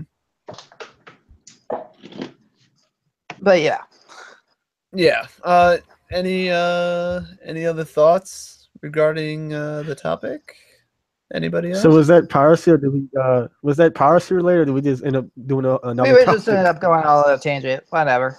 it related to it. All It right. related to it. I don't know. I mean, I think we've extensively talked about it. Yeah. Yeah. I mean, I don't want that'd to be good. just preach Yeah. the choir. So Me and Sam promise we will shut up now. Right, Sam? Yeah. just don't spoil Last Jedi for us, folks. Don't worry, I won't. Someone dies. Did Oh, you wait, know no, there's I a know. Jedi? That's the last of them. I know what happens in the next Avengers movie. They all die. Ah! Anyway, Well, I don't know, Tony Stark. Maybe just don't try like making Ultron. Like, have you thought about that, you dumbass? Really? I seriously think that guy has like a death wish, because in Iron Man 3 he was such a goddamn idiot in that. Like, why do you give out the address of somebody who's trying to kill you? That's asking for trouble. because entertainment, Yeah. Sam, shut up. That doesn't happen. Stark we're talking about. Anyway, tangents. Me and Sam promised we would shut up, so Okay, let's just talk about the marathon. no more tangents. Let's talk about the I marathon. can't guarantee that, but anyway, the next topic, and it's a small one. We've pretty much gotten over the big mountain of the big two topics, but basically DBZ Kai, not Super DBZ Kai, is going to be marathoning on Thanksgiving. The people kept getting Dragon Ball Super from that when it comes to Kai. Mm-hmm. Oh, yeah, let me bring I mean, that up. seriously, There. how can you mix up DBZ Kai with Dragon Ball Super? It's Dragon Ball. I don't know. It's not like they're part of the same series or anything. You know, same characters, same everything. Maybe someone from out there didn't get the memo or didn't clearly read the thumbnail. Dragon Ball Z Kai in the post. DBC Kai. Super. Yeah. They're December. So, They're the fighters will be fighting Ish Majin Buu marathon. this Thanksgiving while you enjoy Well, all they- your turkey. I find it completely weird they're doing a marathon on Thanksgiving when last year they just decided, whatever, we'll do a normal schedule. And I remember that normal schedule, well, the numbers that we saw, they looked like any normal night, like if Yeah. I'm being honest. So obviously either A, they believe that those ratings weren't good enough, or B, they just want shows to end when they want them to end. Yeah. But it's whatever. yeah. It's an off night. Yep. I've had my tangent in the past about marathons. I kind of agree with them. I kind of don't, because I feel like they happen too often. But that's just me. I just want to go on marathon. I'm just gonna be like, I understand why they do marathons. Like, we've talked about this. Everyone's talked about this. Like, you know, it saves them money from like premiering episodes that will likely do bad on a holiday night. Careful, Sam. No tangents. Remember, we promised. I'm not doing a tangent. I'm just saying, like we've talked about this. Like, people know at this point, either you watch it or you don't. Right. Simple as that. Pretty simple. Yep. Yep. Just enjoy all the Kamehamehas and the Gallic guns and the I mean, if you miss an episode, explosions while you enjoy your turkey. I mean, if you Silver miss, said the Dragon Ball Super Kai marathon. Yeah. Oh man, Dragon Ball Super Kai. It's Oh my basically the entire show, only stripped down to 100 episodes Oh instead God, of no. 2,000. Oh God, no! Silver said what we need is a Lupin marathon. I would agree with Lupin. that. Actually, I don't think it will happen, guys. it won't happen, but it should happen. I would like a Yeah. loop in the third marathon, but I think that's past. I think that's fucking past at this point. just be grateful we didn't get a Tokyo Ghoul marathon. They were sensible enough to be merciful. I'm just glad Lupin is still on the block. For now, it'll On the show be block. leaving in January. Yep. No, I know, Just but saying. I'm enjoying every second of it. What could replace that show would be the question at hand. We'll know about that probably soon. True. I have a funny feeling it might be Lupin? Fooly Cooley. No. No, that's too soon. Cool, cool. Here's what I'm thinking: either they will get something to replace Lupin, or nothing will replace Lupin, and we'll temporarily lose that time slot. And then when Fooly Cooley comes along, we'll get that time slot back. Right, unless it's going to be like a early or midwinter broadcast premiere. I think they said March, like Sam Jack, but I could be wrong. They'll No, replace they it never with really Lupin Part specifically 3. said when it'd be premiering. They just said 2018. Oh. I I'm know, thinking just- Cooley Cooley is like I'm a just- summer show. So like maybe May, June, somewhere around there. They'll probably replace Lupin with Lupin. Or even- Another Lupin, Loop yeah. on the third, part 2. You get to watch the old 70s series. I would watch that. Re- You fucking kidding me? I kind of would watch No, that, but a nobody rebound. would stay up and watch that. I know they Let's would. be But honest. I know. But I would. No, it could be a redub. No. But They should troll and get yeah. Transformers Armada for no reason. Yeah, good. I would watch that. Armada Hockey Armada show. was my favorite one actually. Michael Bay pretty much brought the Transformers franchise to. Hey, do not I think mix in Michael Bay with my favorite Transformers show. Do not. okay. That is I think nice. He's gonna ruin another franchise. I'm telling you now. I think at this point, what may replace Lupin? Maybe it's Mob Psycho finally, because in January the Blu-rays will always be out. Maybe Crunchyroll will allow them to air it. Who knows? If it isn't that. Do you think that might be a bit too late though at night? I would figure Mob Psycho. If anything, they'll move it to 1 a.m. They'll premiere it at 1, bump Hunter x Hunter down to 1:30. I could see that. Like Yeah. 5 separate times Hunter x Hunter has been moved for a show. It still does pretty decently though. Yeah, I mean, people watch it.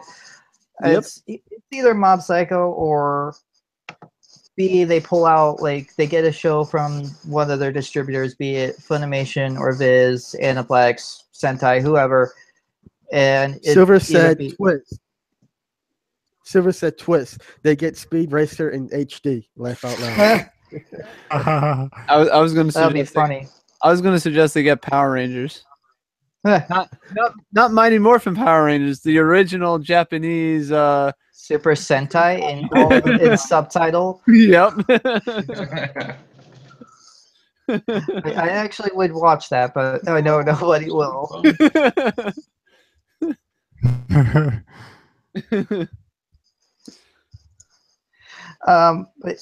But either they pull something out from, like, they get something from Funimation, something else from Funimation or whatever, or like Boss brought up is that they lose that time slot temporarily.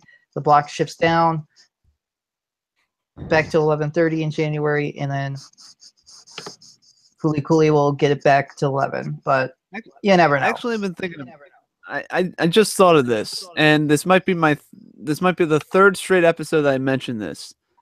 But do you guys think it's possible with Batman the Animated Series on Blu-ray coming out? Is it possible that the animated series in HD re-airs on Toonami at any point in the future? I don't know. I'll for that to happen, but with DC after the whole the Batman thing. Yeah. Well, my thing is like DC is opening up their own streaming platform next year.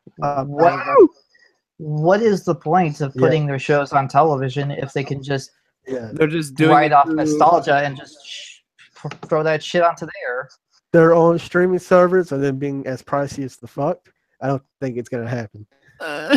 No fair. It's a 90s show. It should not be that expensive. DC overprices like all their shows. Fucking do it, DC. Respect Toonami, damn it. Yeah. Well, I shouldn't say DC. Warner Brothers does all that, but Yeah. I think the DC boat has sailed. I know. But I can dream, can't I? I'd like to dream. I'd like to see more DC shows, but I guess it'll never happen. Yeah, well, you never say never, but who knows what might happen. No fair. You're no fair, Warner Brothers. You're no fun. I would love, if anything, I would love to rewatch Batman the Animated Series. Yeah, and with it being remastered in HD, like that would be an excellent time slot for where like Outlaw Star is. Mm-hmm. Yep. Or when they decide to put remastered Gundam Wing. That also would be a good pick. I would love it if they remastered the entire Bruce Timm series and they just rifled through it, even though that would be forever and a half. But that would be nice. Batman through Superman through hell, even throw in Static Shock in there. Why not? We need more Static Shock. I would really love that. I just want a complete collection of it, Warner Brothers. Yeah, actually, I just said I know what they should do for April Fools. They just need to play the Adam West Batman for the whole night. I was actually thinking that like one of these nights they should play the animated movies, the animated Adam West movies. I want to watch those. I haven't watched the second one. I haven't. This is what they should do: is air the Scooby-Doo Adam West Batman special. Is that a thing? Yeah, that's a fucking thing. Yes. Have you never watched the crossover? Yeah, that was one of my favorite Scooby-Doo episodes. Where they fight the Joker, the Riddler. It was so stupid. Oh, that was so great. At least it's not Tom and Jerry and Willy Wonka in the Chocolate Factory. Oh, that's so great, Sam. I'm so that just made my day. Actually, that's Adult Swim. Do it. It's in your library. You can totally do that. That's nostalgia and a half right there. Damn. With Scooby-Doo and all the crossovers. Fuck. Yeah. Silver said in regards to the Power Ranger thing, Caillou Ranger Super Sentai genius. I watch it. I know. I would too.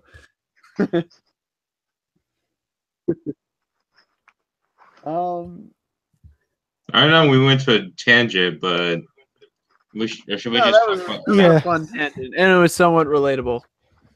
Yeah, that's true. Well, should we get into our announcements next? Yeah, I think that covers everything for the most part, unless someone else has something else to say. Yeah, let's power through these announcements. Remember, it's a Dragon. Remember, it's a Dragon Ball Z Kai Super. Ball Z Kai Marathon, not Dragon Ball Super. Are you sure it's not Dragon Ball Z Kai Super? Kai Ultra Stop Edition. trying to confuse people. Arcade Edition. If we get trolled, you can deal with it. Remember, guys, DBZ Super Kai Ultra Arcade Edition Betamax 2.0 Ultra Combo with Knuckles. Version 3.0 featuring Dante is having a marathon Thanksgiving. JV Navy said they should put Jackie Chan Adventures on Toonami as a reboot on Adult Swim. No, not that. Adult Swim. No. Adult Swim, please. As much please as air that on April 4th. I would fucking watch that too, but no. I'm going to be really honest with you guys. I would love for Adult Swim to just pull out like really celebrity cartoons on April Fools. I don't know if they've ever done that before, but just like that would be hilarious. They open up with like being all normal, like with Mike Tyson Mysteries, and then they go into like Scooby-Doo with all the celebrity ones, and then they just go in with like Shaquille O'Neal on Johnny Bravo or whatever, or the Harlem Globetrotters one. Oh yeah. That would be great. That'd be hilarious. Like, come on, guys, you have the power to do that. or maybe just recut it and kind of cut it in the most awkward way possible, kind of like a Too Many Cooks type of thing. Do it all night.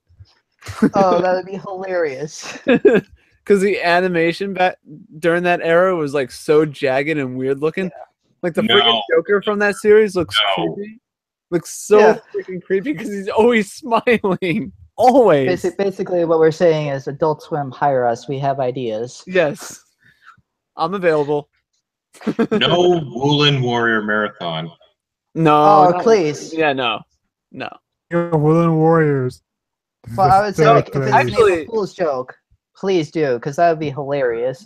actually, nothing more because hang on. Thinking about that, though. Will they do a room like special event thing since the Disaster Artist comes out next month? Maybe. Oh, yeah. Maybe. They just air the room on Christmas. That's Toonami's special on Christmas. They're airing the room.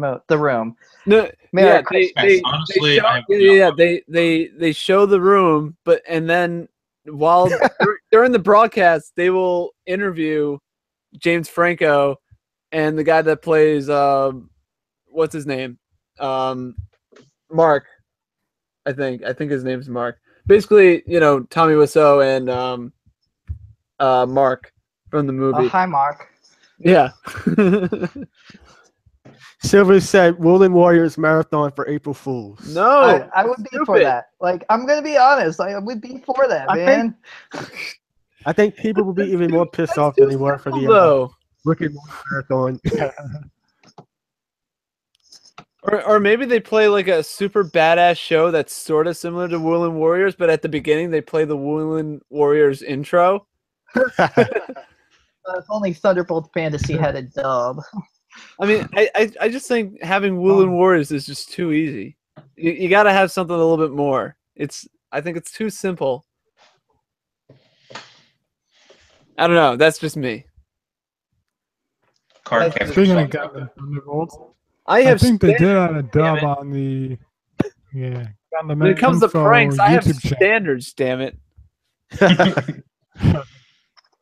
Okay, what about card capture Sakura? No standards for that. It can go as far as it wants. Hamtaro. Oh, here's an idea. Hamtaro. Yeah. Hamtaro's below the standard. It doesn't even reach the level. How about Sailor Moon? Well, of course, it's a fucking classic. Man, Jamie, you're still stuck on Samurai Jack down there. Yes, he is. What is he on We about? got Samurai Jack season 6. There is Not no season happening. 6. There's It's only not. 5 He seasons. said Jenny Tartarovsky copied Gurren Lagann, has an enemy ending of Samurai Jack. He should do a Walt Disney ending of Samurai Jack. Therefore, Ashi should be a Walt Disney princess. No, Okay. only if the Disney company buys that show. Which I'm gonna will never be- happen. I should have just changed my icon to Saitama because I'm like, okay.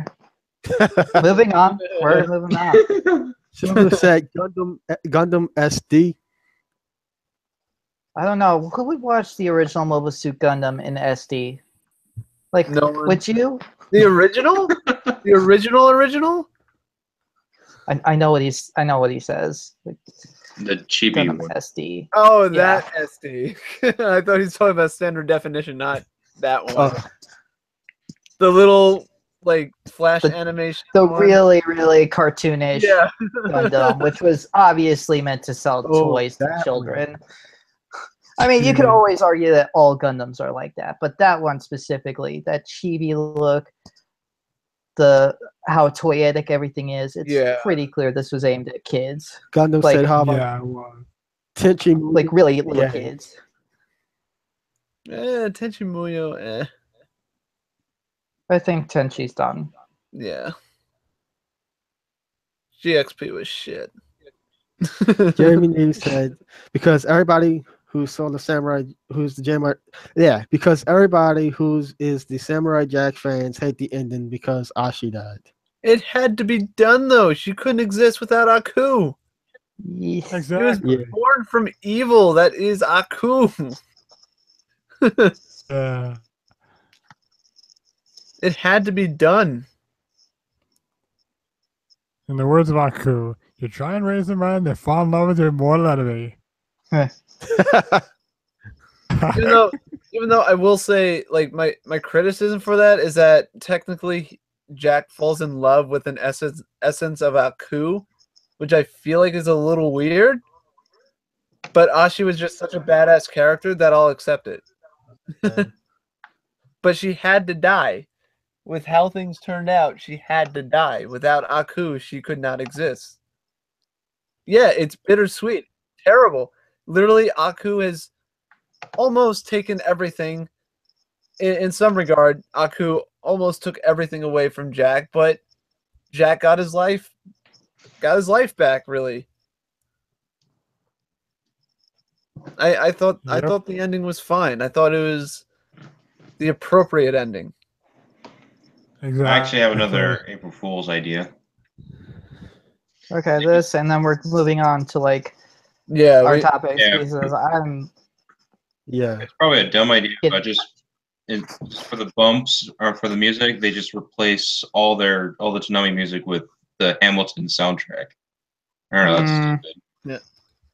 But it was Here's an idea that can be expanded upon. Toonami doesn't air April Fools. Instead, it's Adult Swim action. Oh God. No. And then Toonami gets canceled, and then Adult Swim Action gets brought back. Oh God, no. Please What God, was no. there? Toonami's doing so much better. Yeah. Yes. All right, let's move on. Anyway, yeah, let's move on. Yeah. Announcements times. Da-da-da-dun. So should I go then for the first one? Yeah. Go Or are ahead. you gonna go ahead? Yeah, go ahead. Our first announcement is we're going to be soon launching our Toonami Squad store. I can't go into too much details yet, but we'll be selling shirts and a few other interesting things you might like. Merchandise. This is something. Merchandise. Yes, We're selling out, people. We are selling out. It's official. Yeah. and this is something been talking about, at least with the shirts, that we've been wanting to do shirts for a while, and then we finally are able to do that. And hopefully, like I said, we'll have the store launched sometime this month, or if not, December. Yeah. So this for that. Or Right in Christmas time Day. for the holiday season. Yes. But we'll get it up eventually. Yeah. Yes. And then we have It's time to put it under your Unboxing. Christmas tree. To have a fist pointing up at your Christmas tree. Fist pointing right up your ass.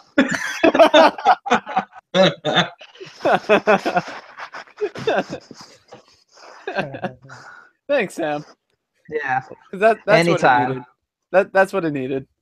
Yep, and then we have a unboxing coming. Oh boy. Oh boy. Anything else? Yes. Your Samurai Jack Blu-ray set unboxing. Yeah, that's coming out most likely tomorrow. I have off tomorrow. I should be able to shoot that and have that uploaded by tomorrow. Right in time before Toonami. So Yay.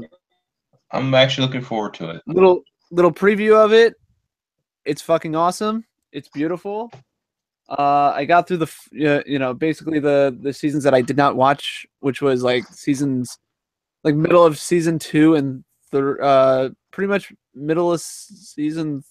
No, I saw the first 2 seasons when I was a kid and everything, and then from the beginning of season 3 to the episode where Jack becomes corrupted by spoilers. I missed all that. I remember that one. Yeah, I missed all of that up until that episode because they played that episode so many freaking times for some reason. But overall, it's pretty freaking awesome. But that's what I'll leave it at that. You get my final verdict tomorrow, hopefully. And we have more Samurai Jack related things coming to the website. Yes, Sam. Oh, I'm doing a review on the complete series box set. Ah! One unboxing and then the review. Yeah. It's awesome. I don't know That when is the how we review will roll. be up. This will take a little bit, but I'm starting to put together something. That is how we roll. All right, what else do we have? We have the announcement of the Toonami box, which we finally have a date of when that thing's coming out. Am I Yes, correct? January December 1st. 10th. It ships out December 10th. Yeah, December 10th, I believe. I know. I Right? was December 10th is when joking. they're shipping them out. Yes. Eric will have his unboxing for that out sometime in December. Yes. Hopefully, So, I will. Jamie, hopefully I will most Jamie, I likely hate to break the news to you. It's not going to happen. depending on how busy I am, I should be able to get. I'm most likely gonna do that when I actually receive it on day one. Without that is going to be an unboxing where because I'll admit the unboxing for Samurai Jack. For me to really look into the detail, I had to open it already before shooting it. Right. This is a case where it's going to be like a legit unboxing where I won't even take off the plastic until I'm recording. So Also, speaking of that, Are you still doing the promo for the special features? The promo for the special features. I don't think I have the time to really piece it together, so I figured I'd just mention it in the unboxing, like the quality of the reviews, and I'm sure not the quality of it and everything. I'll probably give my synopsis of it, and Sam will probably give an even more detailed version of it. So I think we'll be all right without the promo, essentially. Pretty if I get it I out. understand. But That's fine. I'll even start it off by saying it here. The special features are pretty interesting to watch, quite honestly. You really, it's really comprehensive. I've seen the behind the scenes. Well, we're talking like the special features on Jack. Yeah. The complete series Blu-ray set. Well, like the Jack ones for all 4 seasons were from the previous DVD releases, whereas season 5. Yeah, I realize that. Yeah, but I'm just saying that I thought they were pretty comprehensive. They were more comprehensive than I thought, honestly. Oh, okay.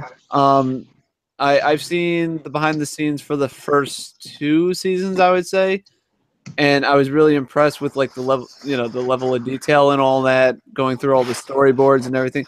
That's one of the cool things, is seeing them actually drawing it on the paper and everything. Yeah. That was really cool to see.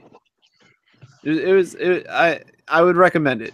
I'll start off with that the behind the scenes content is pretty good, and I'll explain it more in my unboxing, and Sam will even give you an even more in-depth look at it. So look forward to that. Jamie, but it's awesome. Jamie said they should have more artwork of Samurai Jack season 5 and behind the scenes on the Blu-ray set box. What do you have to say about that, Art? I have not looked at it, so I cannot say. How's the artwork on the box? Samurai Jack come back to Cartoon Network. Legally, I don't think that's gonna. No. Oh, never. Legally, it won't. That's Adult Swim. Yeah, it cannot go back to Cartoon Network once it airs back on the Adult Swim. Mm-hmm. Considering Adult Swim paid for season 5, that is their property now. Yes. And considering that all promotional materials and even the box set itself has Adult Swim's label on it. It's Samurai Jack is owned by Adult Swim pretty much at this point. Yeah. So, in your opinion, how's the artwork on the box in your opinion for Samurai Jack? You know what? Can I say this first? I love this box set because it looks beautiful. Hey guys, you know what? I have a brilliant idea. Why don't I do the unboxing right now? Really? I can do that right now. All right, let's do it. I'll probably be weird on adjusting the camera and everything. So, see my face. Sure you present. All right, so you have it presenting where this shows you. Yeah, let me just adjust my camera. All right, so I'm gonna go grab it. Keep the people entertained for a little bit, and I'll probably cut this out and upload it separately at some point. All right. Okay. So while we wait for that, we can talk about Toonami Squad Gaming Zone. Phantom, can you do me a favor, right quick? What? Can you do me a favor, real quick? What? On the Twitter, and report that we're doing the Samurai Jack unboxing live on the podcast. And put the YouTube. Yeah, give people a couple minutes. Just to if they want. Grab there anymore, right, Eric? What was that? You don't have your code in there, right, for the complete series download? Yeah, I already taken the codes out. I'll even double check, but that was the first thing I did when I got it. Actually, I remember, Sam. Don't I got you, bro. Before anything, like if you end up buying this and you get a UV code, go through Voodoo to. It says to go through my UV, but don't do that. Go through Voodoo. I tried that and it did not work with my code. Okay. I'm probably not even going to use the digital, but we'll see. Oh, there goes my phone. Loud noises right next to the mic. Sorry. Did you go post it on Twitter? I was trying to grab the link. about the squad gaming zone. No, we're doing an unboxing live. And then we're gonna do the other thing. All right, I'm getting there right now. I'm gonna just do it all in caps. All right.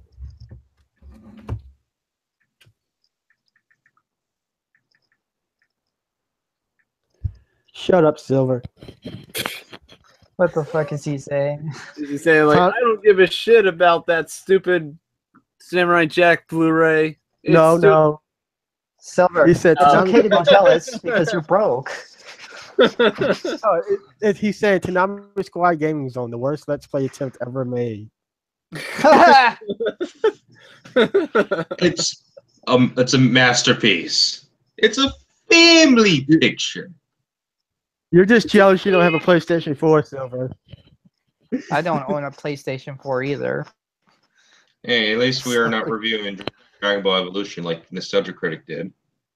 And you know he's gonna kill you. No, he's not capable of killing. He's too Okay, pretty. yeah, set the tweet. He's too pretty to kill someone. All right, it's on Twitter.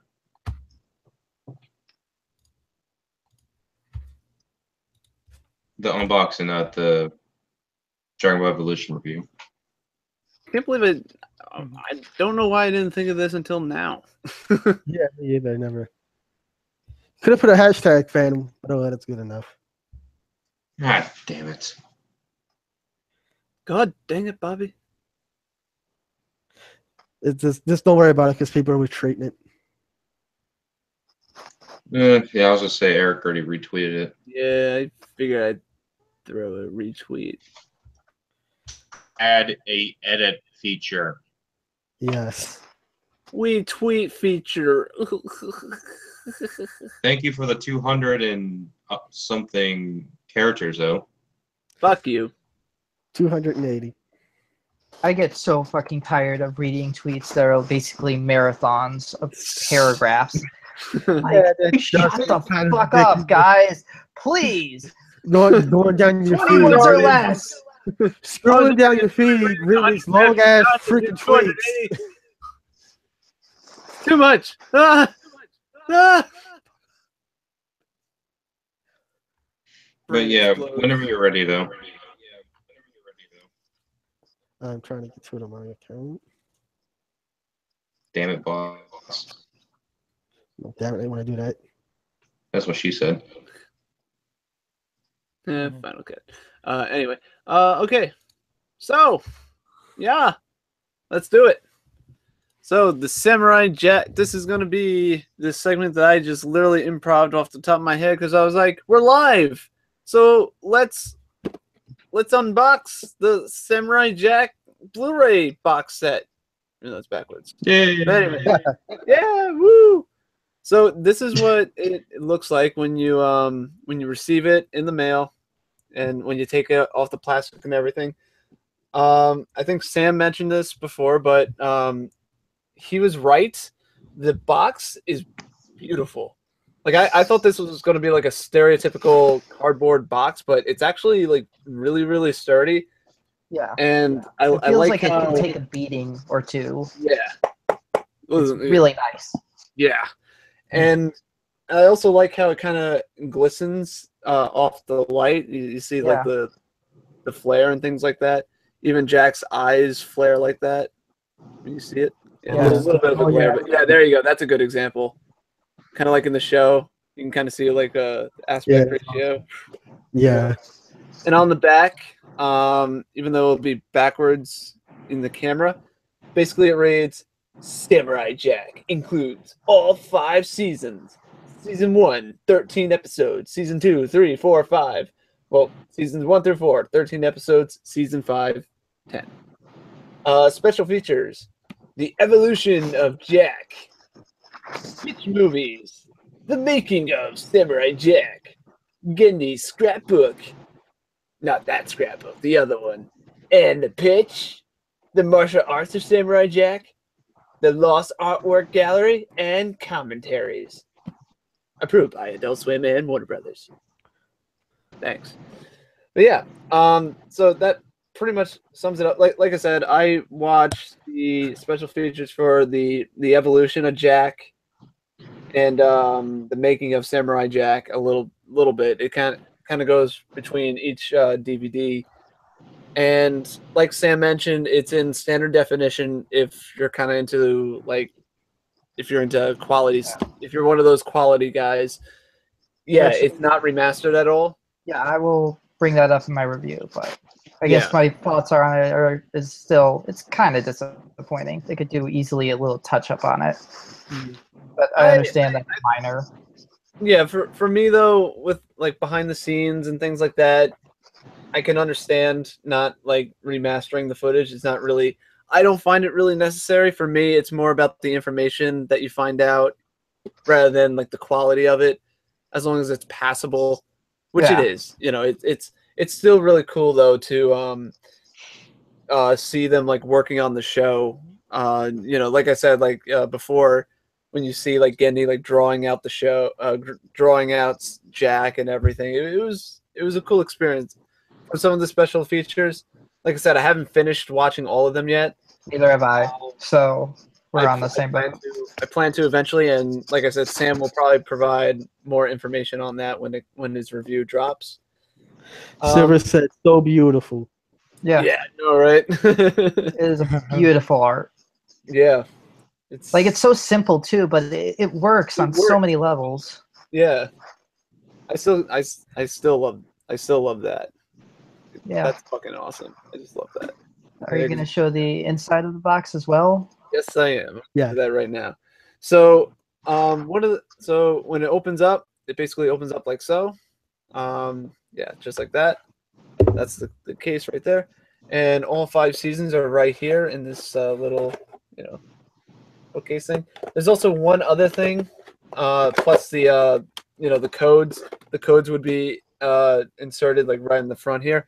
And it also came with this, which is over here as like basically like part of my room now. But you get this pretty awesome metal plate.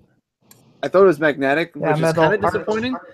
But yeah, basically it's the box art for the first season, Jack versus Aku, and it's metal, as you can hear. It's pretty dope, actually. Oh, yeah, you see. That's yeah. nice. I still have yet to take mine out, but I don't think I ever will. Yeah. I have it next to my TV as just like a little ornament thing. It works. So put that back. So you get that plus the codes, plus a code to redeem Dr. Seuss's How the Grinch Stole Christmas, the Jim Carrey movie. I can confirm that. I don't know why it's in there. I don't know. Don't ask us. But it's in there. And so let's take out the DVDs. That nothing else in there. Pretty much, it's just that.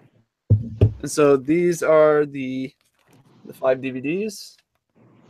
So I love the cover and cases on them. They're just like so beautiful. Yeah, that's season 1. It's season 1.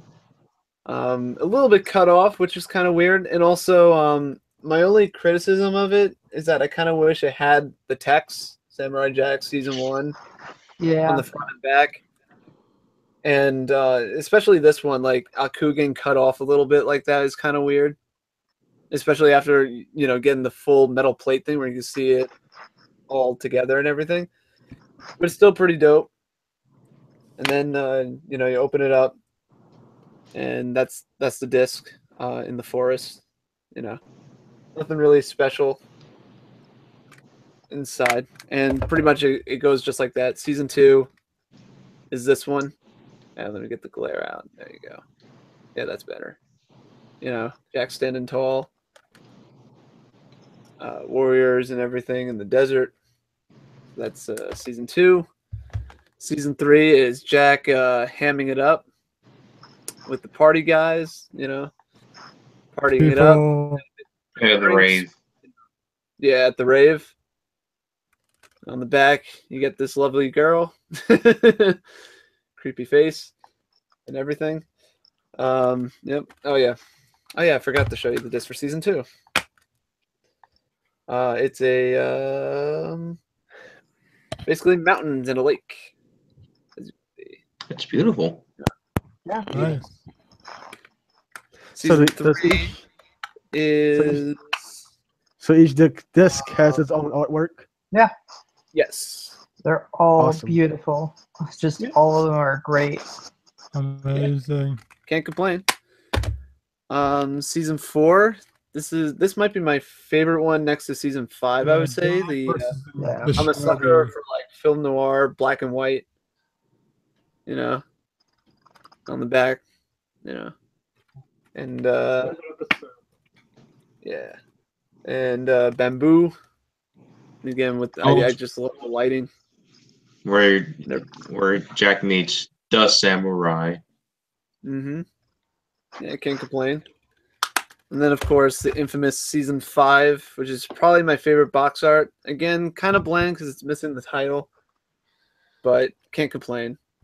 Nothing really on the back, but still can't get over. Can't get over Bearded Jack, you know. And not least, pure evil, red, and the seas red with blood. Yes, I just made an Evil And Dead sky. reference. Right, Jack, you're welcome. And yeah, that pretty much is everything that you get in the collector's edition, the Blu-ray collector's edition. All that plus the metal plate thing. And the download codes. Yeah, and the download codes. But yeah, overall, with like the minor criticism of like the title on the DVD, this is awesome. I have to say, very impressed with, like I said, the box feels very sturdy, very strong, and like I said, I'm a sucker for that shot. I can show that all day long, and also Aku, always smiling at you, you know. Can't complain. Is unspeakable evil. Unspeakable evil, even though I sound like Skeletor there, but Ooh, samurai. Somebody please edit Mako's voice onto Skeletor.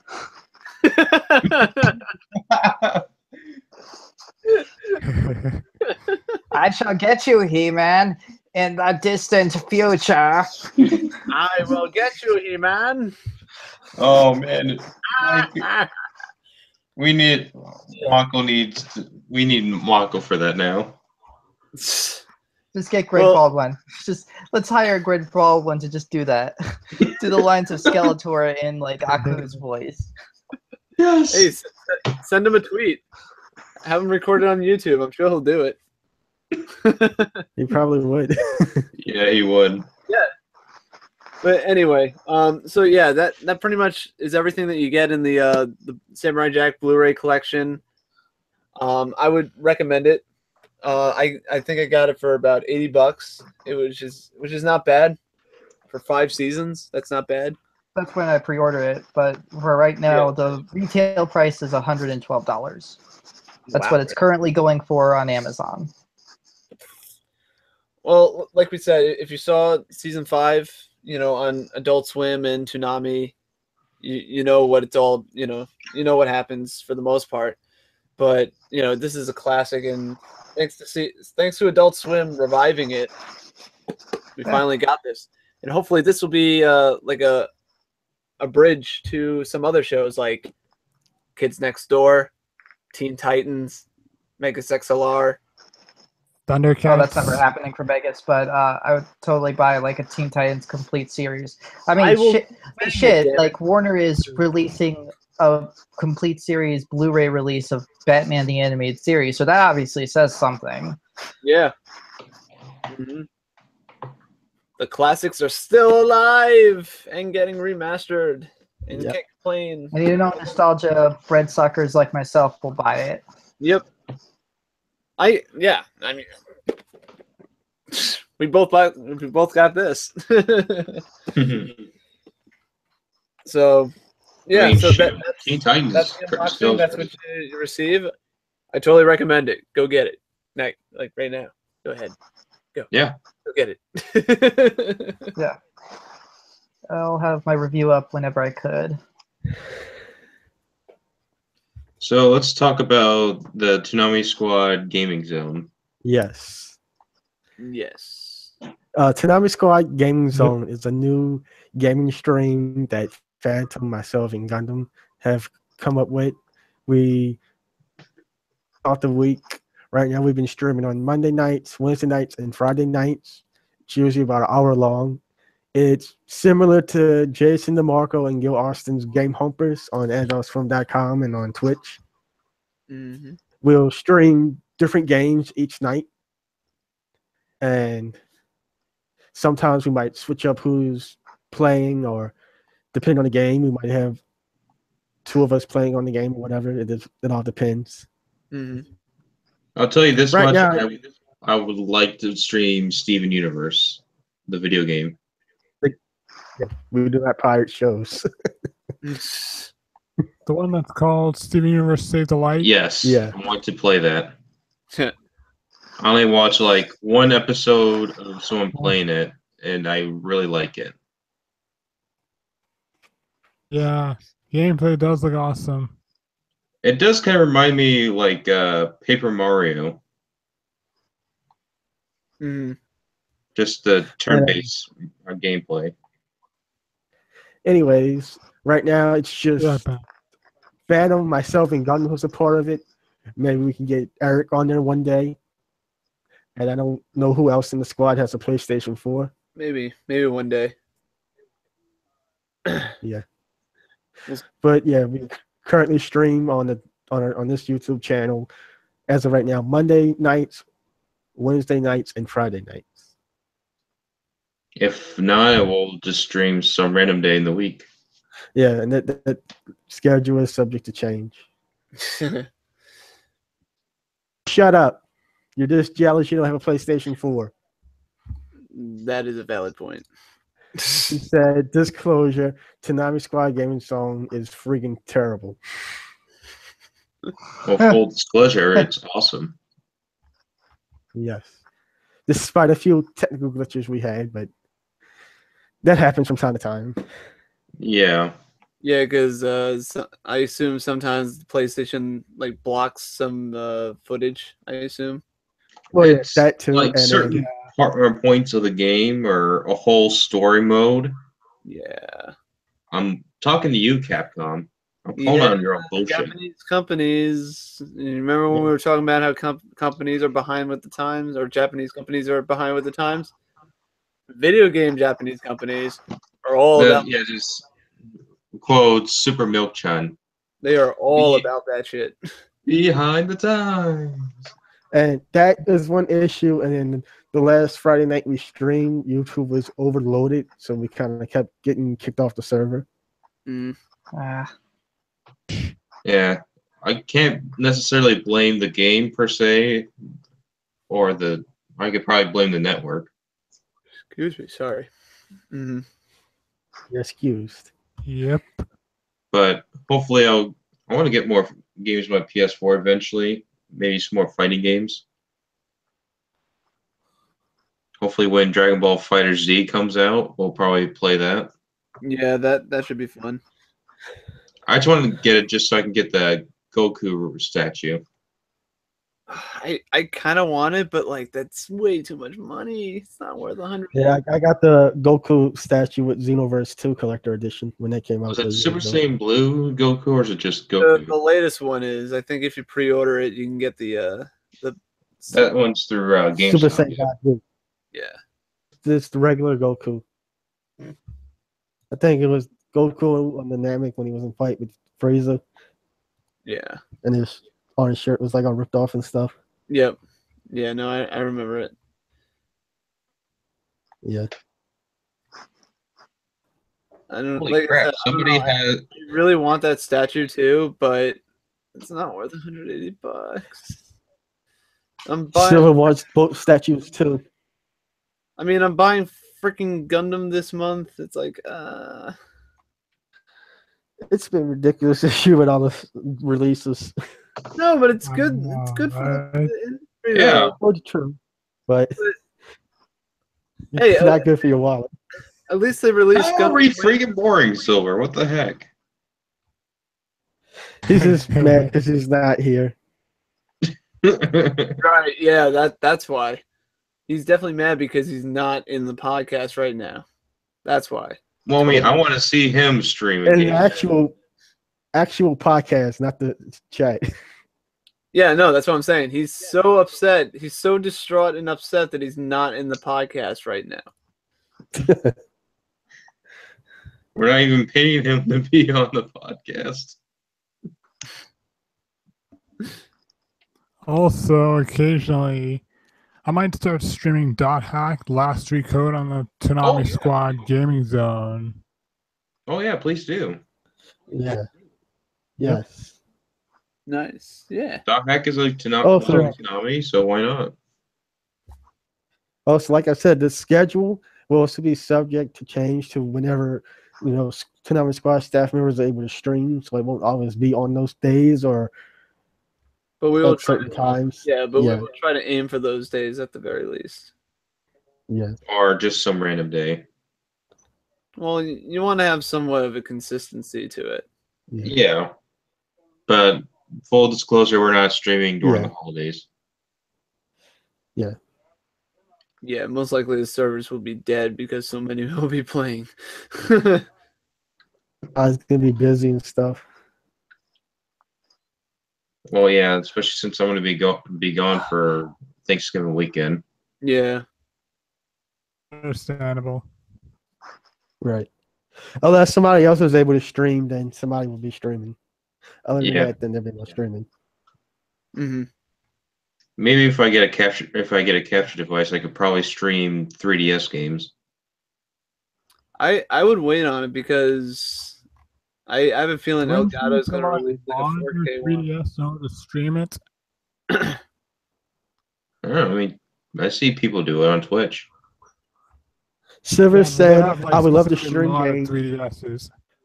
Silver said, "I would love to stream games, but I don't have the equipment or time or privacy." Well, privacy, I can understand. Yeah, same here. I mean, my brother has a second 3DS, and he has like a capture device installed in that 3DS. Oh wow! So now he can just like hook it up to his computer, and he can stream from there. Yeah. Awesome.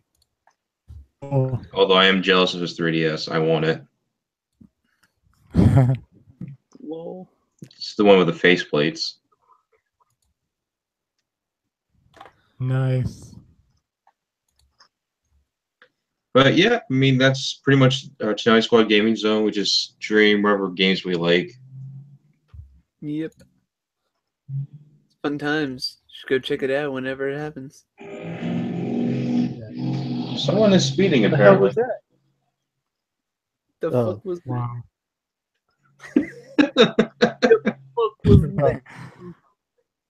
Some drunk asshole hit the power station over here last night, knocked out power to almost the whole city. So I was out with power from 10 o'clock at night to 3 o'clock this evening. Ouch. Wow. Wow. Yeah. Wow. All right, so anyone in the comments have anything else to say besides Samurai Jack? I'm pretty talked out. I was gonna say. Yeah. Yeah. Talked a lot. Last of our announcements and stuff. Mm-hmm. So. Is that pretty much everything? Oh my god. Yeah, that was on the that's list. everything. That's about it. I don't know if you guys have anything you want to add or not. I don't have nothing else to add. I like Batman the Anime series. Did you guys know that? I really like it, like a lot. I got Pokemon Ultra Sun.